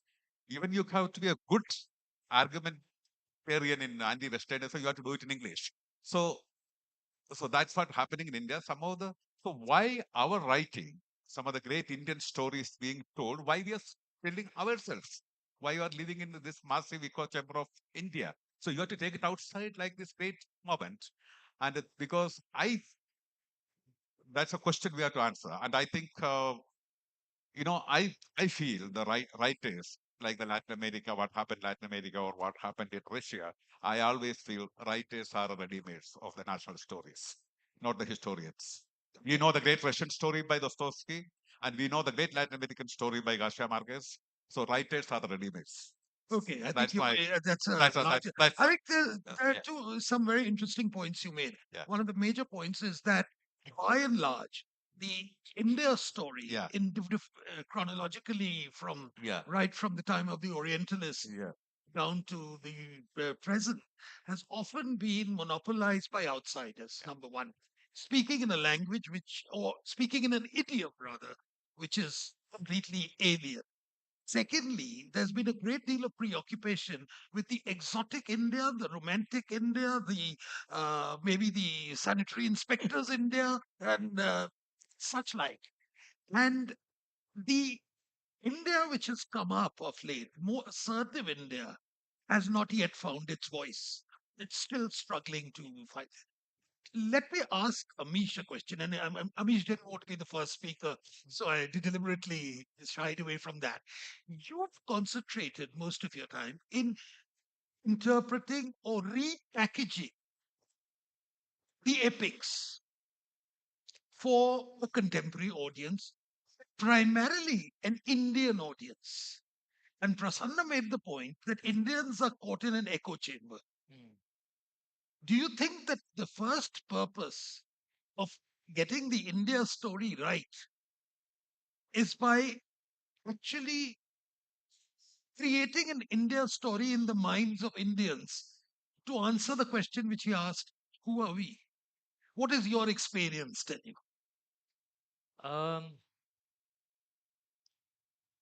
Look, my books sell in a reasonable number abroad as No, well, it but it's sells. not. But it's not It just sells about. by the ton. No, but No, it doesn't but it's sell in not actually numbers. about it. I'm talking about as actually storytellers and authors. Um, I think Prasanna is absolutely right. The India story for the last few centuries has been told by foreigners.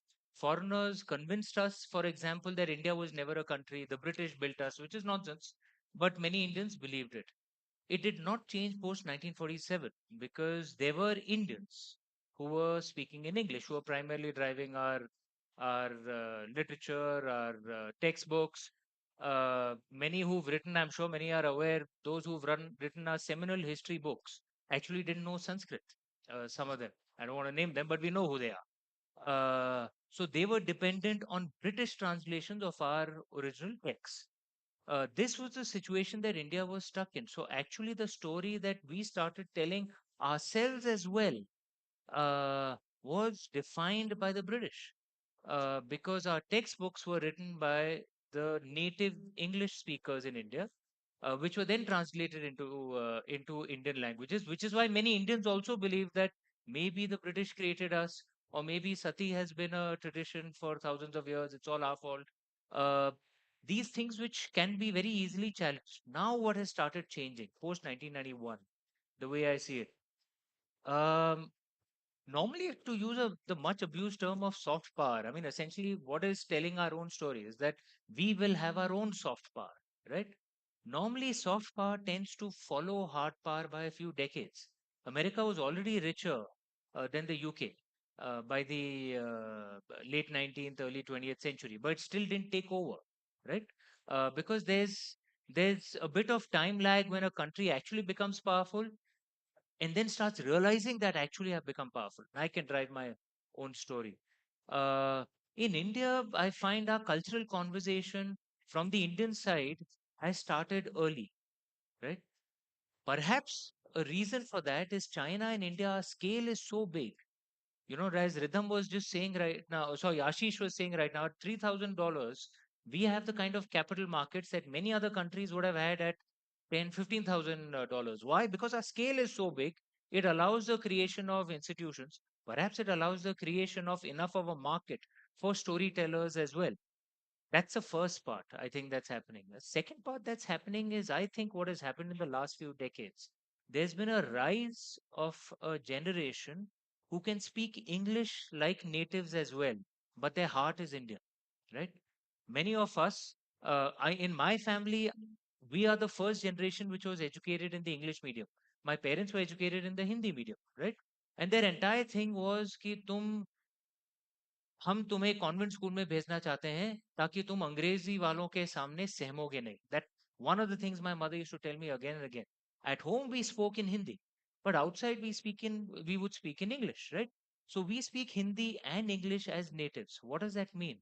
There's a big bunch of English speakers now, millions of English speakers, who, unlike in the previous generation, whose heart had also gone British, In our generation, we speak English like natives, but our heart is Indian. Our the what we may that that has caused a radical shift in the way debates happened with the West, which didn't happen with China, because China didn't have millions of speakers who can speak English like natives.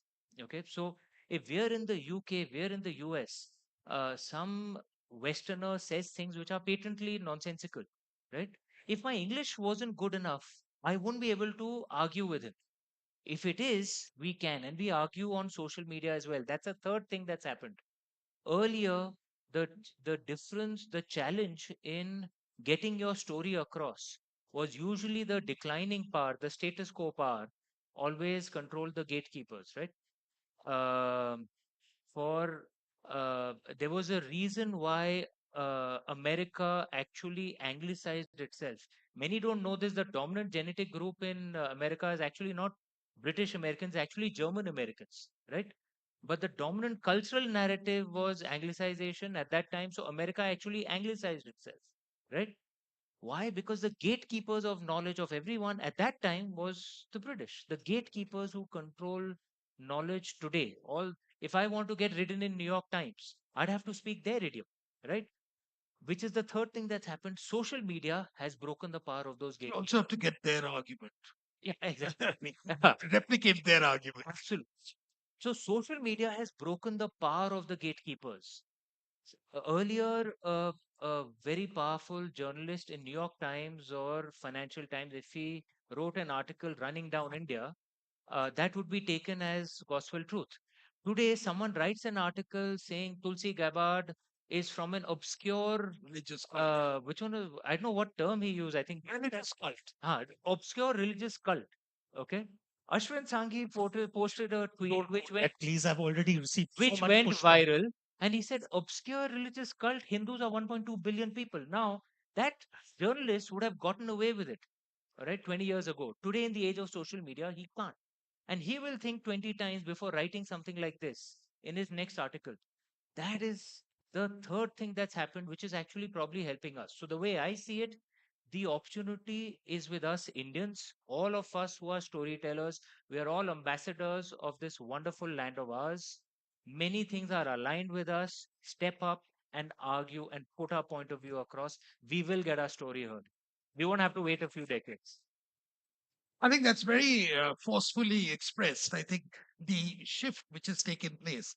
Another shift, if I may come to you, Shekhar, and this is something which you've been uh, talking about, if not writing about, for a long time, which is that there was a view of India which was mired in backwardness, which was mired in poverty, dirt, squalor, etc.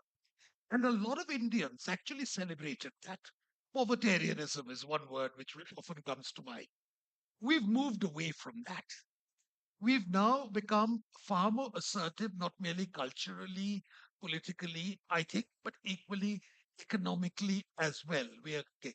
Has that made a difference in communicating that story to the wider world? Self confident India, which is materially self confident as well, apart from being the great spiritual repository it always was. Well, what you're saying is in a sense correct, but I wish it was also true on the ground. Because what's happened with us is we are in the early stages of this new confidence. So right now we are spending too much time, energy, attention, and emotion selling the India story to fellow Indians. Uh, so one, we haven't built enough voices. Voices take time growing in the global debating space. So not enough voices have come up to take this story forward. And second, the smart voices that are there in India, they are looking at retweets in India. Uh, you have to address a larger audience globally. Now, India has a big story to tell. This is a world that's really hassled right now because they see instability, they see wars, they see this rise of nationalism everywhere. Europe's a mess. What's India? So if you ask me, if a foreign audience asks me, what does India bring to the world? what is India's gift to the world? India's gift to the world, number one, 7% growth is great. On $3.6 trillion economy, that's a good pace, 7%. But that is not India's main gift. India's main gift to the world is stability and cohesion.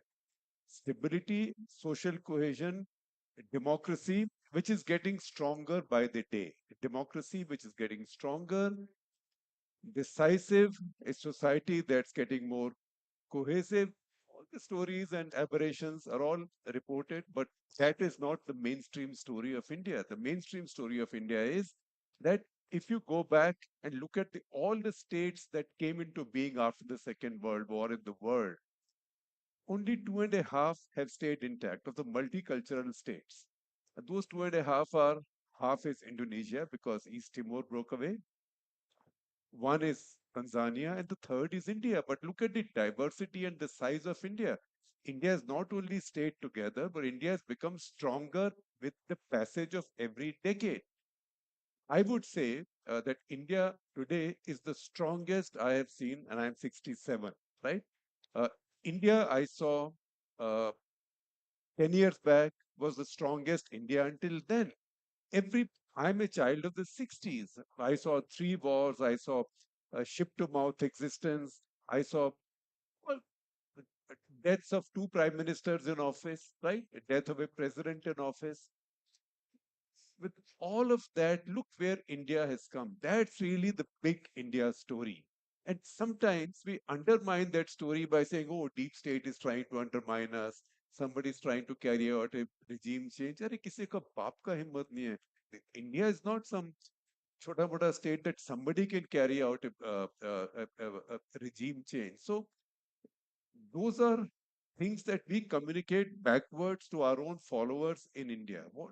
Who's speaking to the world on our behalf is the question. So the message, as I said, one, stability, social cohesion, a democracy that is strong and decisive, and which is re-electing its leader. So all over the world, if you look at all over the world, incumbents are losing.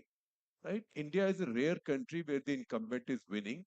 This incumbent, irrespective of who votes for whom, this incumbent is the senior most democratically elected leader in the whole world. You see all those group photos.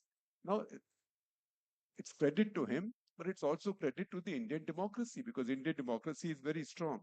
Next point, we are now in the third phase of nation building.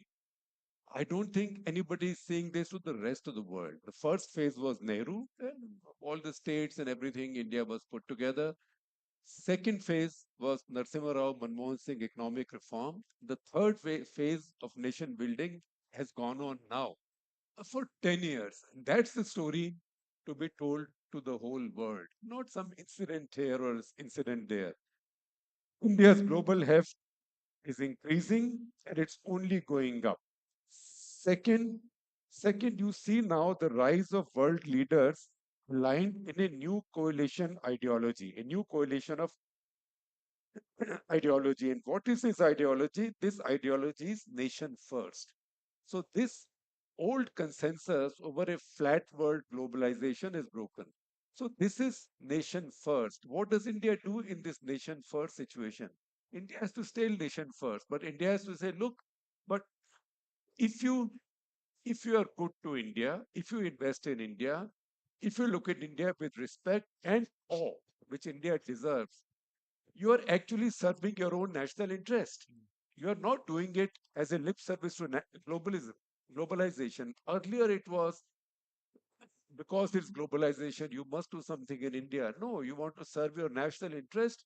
You cannot serve your national interest unless you do something in India. So these are the messages that need to go down because the old post World War II consensus has now broken down, and the new consensus is now emerging for India. I mean, it's a bad metaphor to use, but it's a black swan, perfect storm event in global politics, geopolitics, which is totally to India's advantage if India plays to it. But the important thing is sometimes we are like people who declare victory too soon, right? And that's how our hockey teams used to, after leading 3-0, concede 4 goals in the last 3 minutes, right? So we declare victory too soon.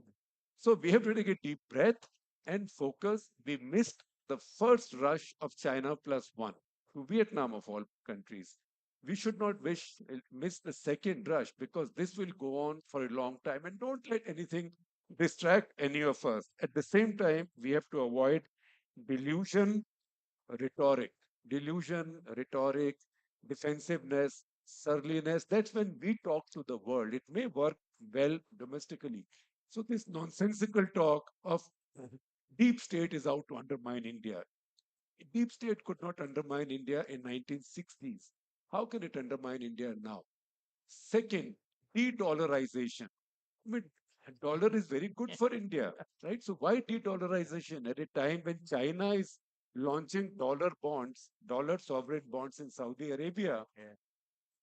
Why is this fantasy about de-dollarization? And if you talk about de-dollarization, BRICS currency, which will be a yuan currency, right? Because if BRICS is 30% of global GDP, then China is 80% of that BRICS GDP. So India does not have to fall into the trap. This deglobalization or rise of nation first is very useful for India. And that's why India must look more confident, must look not just indestructible, but a rising power. That said, I will just say one more thing in conclusion. Who tells the India story to the world? We can keep on telling it, but all of us will have limitations telling the India story to the world. Global voices have to tell the India story also to their own world. Now, compare the situation today with how it was, say, until 3 decades back. Ram is here. Ram, until 3 decades back, the greatest scholars on Indian politics, Indian economics, Indian subcontinent's geopolitical issues were all in Western academia. So Myron Weiner, Leo Rose, Paul Brass, Lloyd and Susan, Rudolph, Jim Maynard, Steve Cohen, all of them have gone. All of them have gone. In critical times, they were seen by the left establishment at that point.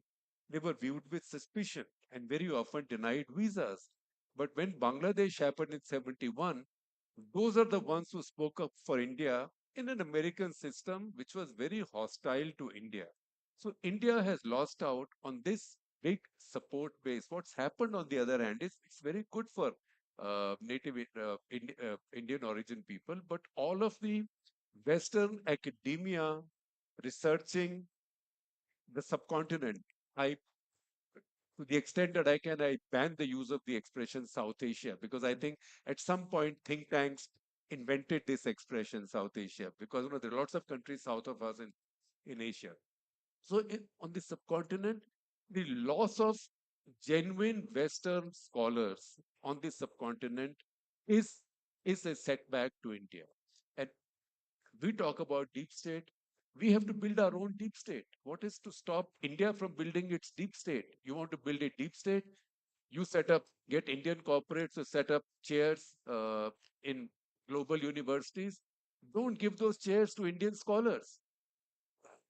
Find useful global scholars who will not always say what you want them to say, but who will have a stake in the India story because everybody needs to be given a vested interest. The international scholars lost interest in the India story because funding stopped. That was the Cold War funding. Cold War ended, the funding stopped. So that funding can now come from India, and that will help build the India story. The other thing is take the India story to the neighborhood. Now, Pakistan's a challenge, let them be.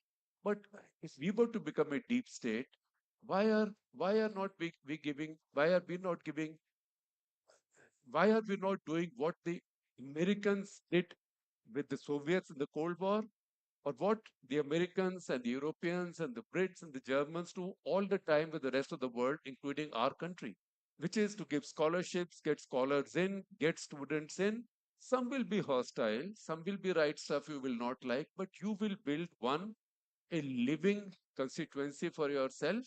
And second, you will build a vested interest because 200 scholars in Bangladesh will be thinking, I need a scholarship. I need to get out of Bangladesh. Where do I go? So maybe it's tough for me to go to the US. It's too competitive. Canada is all fake, right? Because the Trudeau himself has said that most of his universities are fake and diploma factories, right? The Brits have no money. India should have the money for the neighborhood. And at some point, let the Pakistanis feel bad. कि, ये सब लोग जा रहे हैं, even Afghans are going there, right? Nepalese are going there. I mean, what do I see in this situation? I've been around a long time and I've seen this picture from both sides. Today, it's the Indian scholars and Indian journalists, particularly uh, refugees from journalism, the people who no longer have full-time, well-paying jobs. There is strong FCRA restrictions in India. So the foundations, the global foundations, have built foundations in our neighboring countries. Look at a big foundation in Nepal, for example. Big foundation in Nepal, which is not only inviting Indian scholars, Indian journalists, but also giving them assignments. So I will give you an example without naming any names. The story was carried in a big national paper, Indian national paper, probably because it cost them so money and because all environmental stories look great.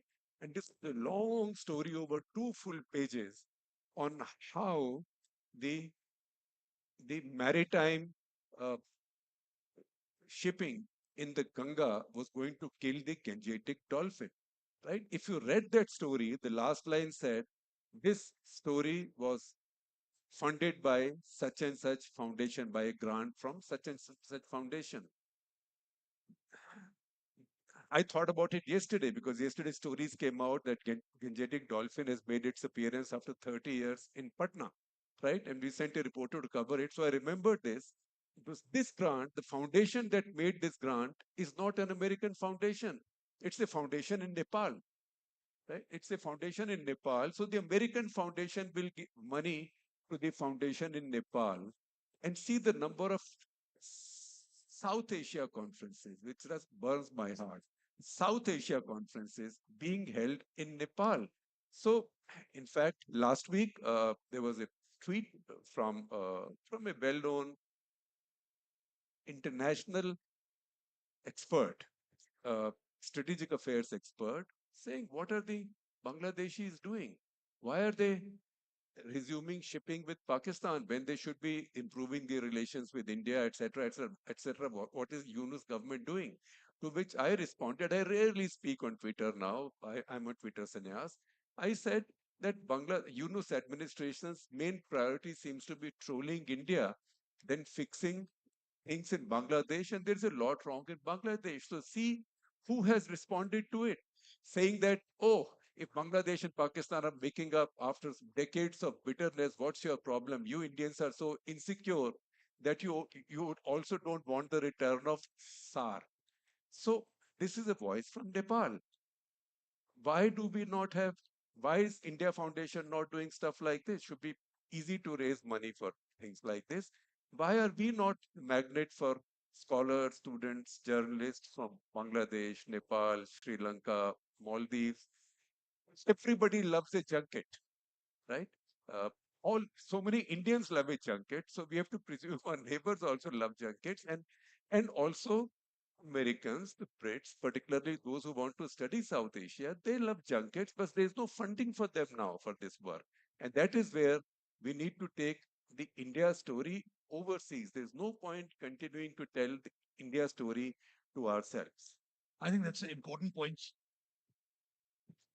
Shekhar has made about how we've imposed limits on ourselves to how much we can reach outwards, and that we never lose an opportunity to lose an opportunity. Yeah. Uh, and that it's the lack of ambition, lack of foresight, which is holding India back at the moment. Ashwin, as someone who's otherwise a creative writer, but who is involved in the larger public discussion, do you think that we are temperamentally too insular? Well, my position is that, frankly, we can easily rewind the clock and go back a few thousand odd years. And we are, in that sense, a nation of storytellers. So I find it rather ironic that we are not able to tell our story, or the fact that we are having to sit here for a session to deliberate on how to communicate the India or the Bharat story. But I think partly, Swapanda, that relates back to the fact that we are a dharmic civilization. And there is nothing like an absolute truth when it comes down to the dharmic world. So there is no one church, there is no one holy book, there is no one pope. There are 33 kotis, there's no one true God who will damn you into eternity. You can comfortably decide that you want to make the Buddha into the ninth avatar of Vishnu. You absorb him along the way. You will bow your head down before a gurdwara or a masjid or a temple equally. You may worship a rock or a stone. You may say that, Ashwin, this is a shivling, and I may say, Swapanta, this shivling is a stone. We are both welcome. You could be Gnostic, Astic, Tantric, or simply fantastic. All of us are welcome, right? So this is the wonderful thing about the civilization that we are part of. You could believe in Shakti, Bhakti, Yantra, Tantra, Mantra. None of the above, it doesn't matter. All are different spiritual paths. Now, it is precisely because of that that we were able to get our story across great swaths of civilization. You have a single work which starts out as the Valmiki Ramayana, which then becomes a Tulsi's Ramcharitmanas, which then also becomes the Adbhut Ramayana, the Anand Ramayana, the Mapila Muslim Ramayana, it becomes the Jain Ramayana, the Lao Ramayana, and then eventually reaches Indonesia and Cambodia and Burma and right all the way up to Japan and China. Which means, in other words, we had the capacity to make our story travel. But the stories that traveled were slightly different. They were differentiated stories. The ultimate story was the victory of good over evil. But those stories, we made them travel. And that is what then brings me to the fact that if we go back to what we nowadays, it's a politically charged term, Akhand Bharat. I don't see Akhand Bharat as the political definition that it is, but a wide Vedic arc. So if you really think about it, for example, you have an area in Afghanistan called Kandahar, but we've forgotten that it is Gandhari who gives you the name Kandahar, or where etymologically, where does that come from? And Shakuni.